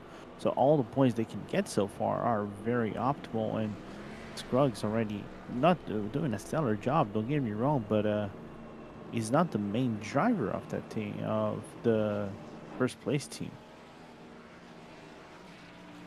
Most of the drivers, as we see Ted Lowendick, he was involved in that incident in a very small way. So he came down, tried to see if he had any damage, put some fresh tires on as well. Nick McLaughlin back out on track, 9 laps down after 535 seconds stationary in that pit box. I am not doing the math, but actually I will do the math. That's 8 minutes and 55 seconds. Dustin Ollis tried to cut me off in production, and that's why I sped up the time, because 10 minutes is 600 seconds. I did the math. Dylan? I just want to say, what, Lorenzo? You know what is the most shocking fact of this race so far? I don't know. Look where Terry is located. Terry Radford in P12 right now. 16 cars on the lead lap. He got involved in an incident a little bit earlier in this race, but Motor. for the most part, he's kept it clean. And after a race like this, it's definitely important to keep it clean, Lorenzo. Yes. And because of this, that's allowing him to be basically knocking the door of the top 10. So that would be a really good result for Terry. So let's see if our fellow Weak Spot commentator can close it out the way we want him to close out. As these drivers will potentially, for the final time, get the green flag in this race with 8 minutes and some change remaining. Brandon Buey is going to lead the field to green flag racing in the restart zone. Big jump. Phipps again not ready for it. And they're back to racing action here. Reese Bogue trying to make a move on the outside of Phipps. Cannot do it, but Dustin Scruggs easily sends it down the inside of Phipps. And now he's just hemorrhaging positions as we speak. Did not get a good restart for the second straight time. And now Scruggs with 4 tires versus the 2-tire call of Brandon Buey has an opportunity to take back the race lead in the dying moments. No, absolutely. I think maybe a lack of communication between Phipps and Buey whenever they got the restart, because the car didn't pick up speed at all. So somewhat of a weird development right there for the Buey team, the Buey Alpha team, rather. Meanwhile, you can see Bogue and Dunkelberger battling for position for the top 5 spots. Buey and Scruggs separated by just tenths, but Bogue and Dunkelberger are separated by a razor's edge. In between them, a lot of side draft, and in the slipstream in behind is Nick Silver, as the fastest lap has just been set by Dustin Scruggs. Bo slides up, almost forcing Dunkelberger into the outside wall. Nick Silver will still try and follow in the slipstream of that four machine. 6.5 to go here, Lorenzo. If we go green all the way until that 4 minute or so mark, we won't get a restart in this race if a caution came out. Absolutely. Beauty, meanwhile, fastest lap for him, What a response. 29.902. So what a race so far for Beauty. And you can see Pep's not losing too much ground either. So I think the key is going to be like in those final 3, maybe 2 laps. If Scruggs' tires will have the life to match 23 speed and pass him on the final closing laps. What a response from Brandon Bowie right there as Dustin Scruggs again falls back a little bit more. Still just a 1/10.5 separates the 23 and the 11 machines in this one. Right up against the wall goes the Regenboog developmental driver Dustin Scruggs entering turn 3. Bowie, 1 win in PRL competition. Scruggs, 0 wins. Is one going to go for his second time in victory lane, or is the 1-1 going for his first time in victory lane?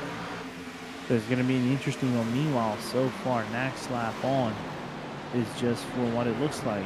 Brandon Bowie with a better lap, but the margins and fractions of seconds on Scruggs. Meanwhile, Phipps keeping up pace, but slightly slower than them. The only driver that has actually been able to keep up is Dunkelberger and Bo with a 30.127 and 107 for both. I think if this race stays green the rest of the way, it's going to be a Bowie and Scruggs battle. And Scruggs has kept Bowie honest. You'd think, hypothetically, Scruggs has the advantage with fresher tires on both the right and the left sides. That's only the left sides at around 25 laps older for Bowie, but this battle for 11th between Thomas Sink and Dominic Beijing has raged on. Remember, Sink was in third for a large majority of this race, but issues have found him in the middle of this pack. Only 16 drivers on the lead lap right now. Battle for 9th. Steve Loving, another one of those drivers who was having a better race, and Ted Lowendick, he definitely has potential to be higher up, but mistakes are definitely the name of the game between all of the aforementioned in this field. Down the inside, Lowendick is going to cut off Steve Loving right there, and that's some good hard racing, Lorenzo. Yeah, that's really good hard racing. Meanwhile, in the back, Jacob Emery, Dalton Geyer, and so far Terry Redford trying to get another position. Actually, his position back on Dalton Geyer. So something happening for Terry Redford to not pick up speed after the restart of this race. Was P12 all the way now back to P15. Had to take it off the throttle right there to avoid getting into that left rear quarter panel with just under 4 minutes to go in this race. Brandon Bowie, Dustin Scruggs, the gap has extended. It's doubled since the last time we checked in on them. Does Scruggs have enough to negate this 0.3 of a second advantage to Bowie? We'll keep seeing if we go green, but the next caution will end this race. If not, we've got around 7 or so laps remaining. No, absolutely. A yellow flag ends everything. So far this one, I think Brandon Bowie probably wants a yellow flag to close this one out, and also Phipps probably wants another yellow flag because Dunkelberger and Morgan and Bogue are picking up pace, and I don't think that number 22 has the tires to survive the ordeal for a few more laps. 3 minutes to go in this one. Scruggs just cut the advantage by 0.5 tenth in that set of corners alone. Phipps still trying to hold off this entire train that's lined up behind him. Ryan Dunkelberger, great effort to get involved in the top 5 battle and potentially on the podium here, but gets into the wall on the exit of 4 down the front stretch. James Morgan going to try and pounce on him heading into turn 1. And so far, 2 minutes 30 left to the clock, so it's go time for Phipps to block the road, or you just put up a stop sign to everybody else right behind them, and basically retain that podium spot. As you can see the last laps over there. Yeah, it's a lot faster for Scruggs the last time by rather than Brandon Bowie as they cross the line. I mean, we're looking at 5 laps to go from this point on. 5 laps under green flag conditions. I hope we Truck's can finish the pushing. race in that way. Let's hope that I didn't just jinx it with the commentator's curse. Nonetheless, side by side, Ted Lowendick slides up near the wall, will hold some momentum up against Nick Silver for P7. Lowendick is racing through this field pretty quickly. Phipps holding off the competition still. What a job from him in that 22 machine. What a job for him. He started all the way in the back, kind of like a little bit quiet for Phipps, but so far being rewarded and with a little bit of merit. His first podium spot in the championship. Phipps is doing all he can and doing it very well. Just like Brandon Bowie, Correct. who also made a 2-tire call. We keep saying it, but we put emphasis on it. The right side tires are fresh. The empties left out. sides are not. By the way, just a correction, Phipps actually got a P3 in Michigan, so though he would repeat his best position in the championship so far. Phipps with the strong call. Under a minute remaining in this race. 2.5 laps to negotiate for Brandon Bowie and Dustin Scruggs. Ted Lowendick throwing it down the inside of Reese Bogue. Really has to stay strong on the brake pedal right there. Those tires are absolutely screaming. 2 laps to go. 34 seconds left. Lap averages are 31 seconds here, so we're definitely getting another lap after this. White flag will come out next time by. Lowendick under the inside of the 4 of Reese Bogue once again. Will he put some air on the left rear quarter panel, pack it in there as he runs and races into turn 3? Who cares about tire conservation at this moment? You're just going to use all the brute force you can possibly get. White flag in the air. Under 3/10 separates Bowie and Dustin Scruggs. Bowie wants to get his first win in this, his first win since his first win, right? He's trying to go for number 2 in his PRL career. Scruggs, though, 2.5 tenths back, running down the backstretch, but running out of time. Will throw it deep into turn 3 and cannot make it stick. Just needing to negotiate turn 4. Brandon Bowie, for the second time in PRL history, wins. This time at Nashville. What a race. What a solid job from Brandon Bowie on that 2-tire call that, honestly, it didn't look like it was going to be something that he could hang his hat on, but those left side tires, they barely took anything. Results ready to go. Brandon Bowie wins it by 2.76 over Dustin Scruggs. Andrew Phipps will round out the podium. Also, the 2-tire call working out in his favor, probably the most out of anybody. Brian Dunkelberger, James Morgan round the top 5 with Ted Lowendick, Reese Bogue, Nick Silver, Daniel Knight, and Steve Loving, your top 10. In 11th is Thomas Sink, with Dominic Beijing, Jacob Emery, Dalton Geyer, Terry Radford, and Nick Beyer rounding out the 16 cars that finished on the lead lap. Jim Westerfield 1 lap down. Everybody else had major issues. Nick McLaughlin, we talked to him earlier in this race, 9 laps down. Adam Zemke 13 down. Matthew Smith 22 laps down. Lane, Gagnon, Cervantes, all big issues. Bowie set the fastest lap of the race with 15 to go on lap 71 with a 29.902.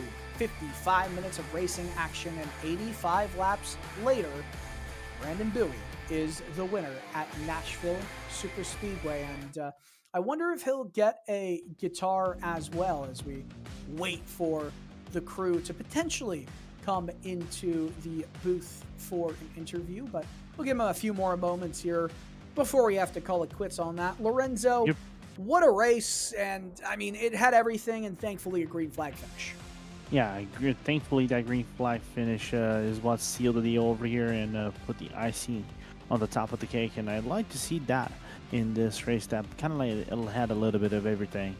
But who would have thunk that Bowie would have stolen the race out of Scruggs? Everybody thought, okay, Scruggs looking really strong at the start of the race, was basically dominating from the whole, I would say, 2/5 of the race throughout. And as a matter of fact, Lorenzo, we've got the second and third place finishers in this race. Okay.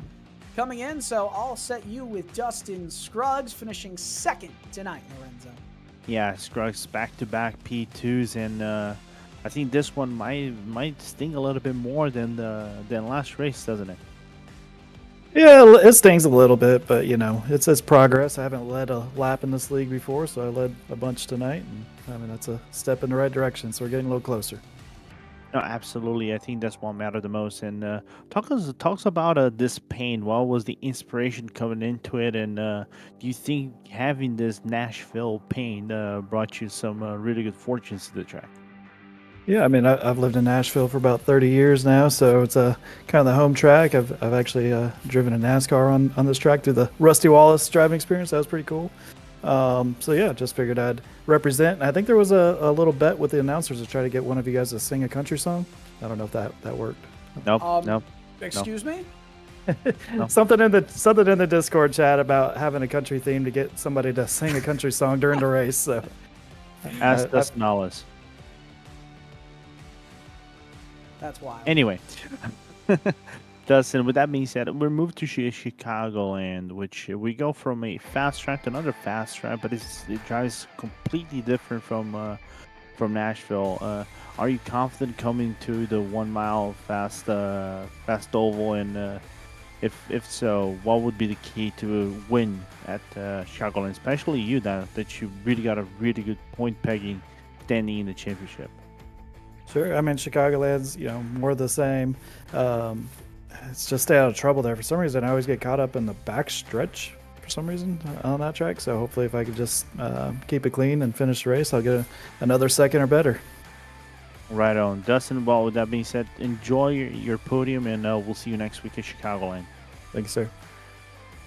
All right, we move on. Brandon Bowie has joined us, the race winner here with us. And Brandon, we've raced together in real sim racing events, and I'm usually right alongside you. Never mind one lap down. You getting this victory, your second one in PRL competition, did not come easy. Did you hate the fact that you took 2 tires at the end? No, actually, I honestly just thought that was the only play. I mean, to be honest with you, 11 was fast, and one of the problems is here, it was very, very difficult to pass. And could I have passed him on 4? Maybe, but that would have meant I would have had to be very, very aggressive. And I can be aggressive, but I prefer not to be that aggressive at times. And I tried it a little earlier, and it didn't work. So I was just like, well, I'll just try 2 tires. Looked at the clock and was just like, okay, if I somehow, some way, a couple cautions maybe kind of slows down the pace, a couple restarts, and we should be good. And it just so happened to work in my favor. Of course, this is your second win this season, but rounds 1 and rounds 3 didn't go the way you wanted to. Even if they're just, better than that, you're right there up top with the championship leaders. Do you think there's a chance, by the end you could be sitting with the crown on your head? Anything's possible. It's just the racing gods just have to play in my favor. Last week was a fuel issue. Could I have won it? It's probably a good chance I could have, but you never know. But yeah, and then the first race was, I guess that was my welcoming to the series, to the league. But well, yeah, if I could take back, I would have loved to have 3 wins in a row, and since with Indy and Atlanta in here. But that's not how it goes. So we're just gonna take one race at a time, and we're just gonna keep everybody honest. That's the only thing we could do right now. That is the only thing you can do. You heard it from the race winner at Nashville Super Speedway. Congratulations, Brandon. Look forward to seeing you compete for the championship as it goes on. All right, thanks. Lorenzo, you're standing by with P3, the finisher on the final step of the podium, Andrew Phipps. Yeah, absolutely. Phipps, first podium since the first race in Michigan, and I gotta ask, whose call was it to go for the two-tire strategy, and did you think that the strategy was correct? Of course, you got P3, but was the car hurting at the end? Um, we had tried it a little bit in practice just to see what it would be like. And we knew it would be kind of a Hail Mary thing. I was just stuck in the back. I felt like I was a top 3 car, but I just couldn't get. I mean, I had to start in the back, and to pass on this track is so hard. You have like the first couple laps to get it done, and then everybody's just the same speed. It's really, really hard. So I just figured I was going to take a swing at it, and I was hoping that I'd be the only one to do 2 tires, even though Bowie and I were in Discord together. I did not, didn't tell him, he didn't tell me. We just both kind of did the same thing. But I felt like if I could get clean air, I had a better shot at it. But it's okay. I don't think I would have struggled to drive up to 3rd without a strategy call. So I'm just happy I finally got up there, and to make it from the back to the front clean is makes me really happy. And got to represent Bowie and all the guys. Yeah, but well, that being said, Andrew, obviously helping the team, especially in the team points. I think that might actually help get closer against Regan Bogue. But you go into Chicagoland and talking earlier on with the podium finishers. Is that a track that you prefer to drive? Do you like the style of driving around the track? And if so, what is the keys for you to, get another good result out of it? I don't know. Chicagoland's fun. I've run there in the past. I like it. We've had a string of I don't know if it's the track or the new tire model or what, but it's been incredibly difficult to pass the last couple of races. I think it's probably just the tracks we're at.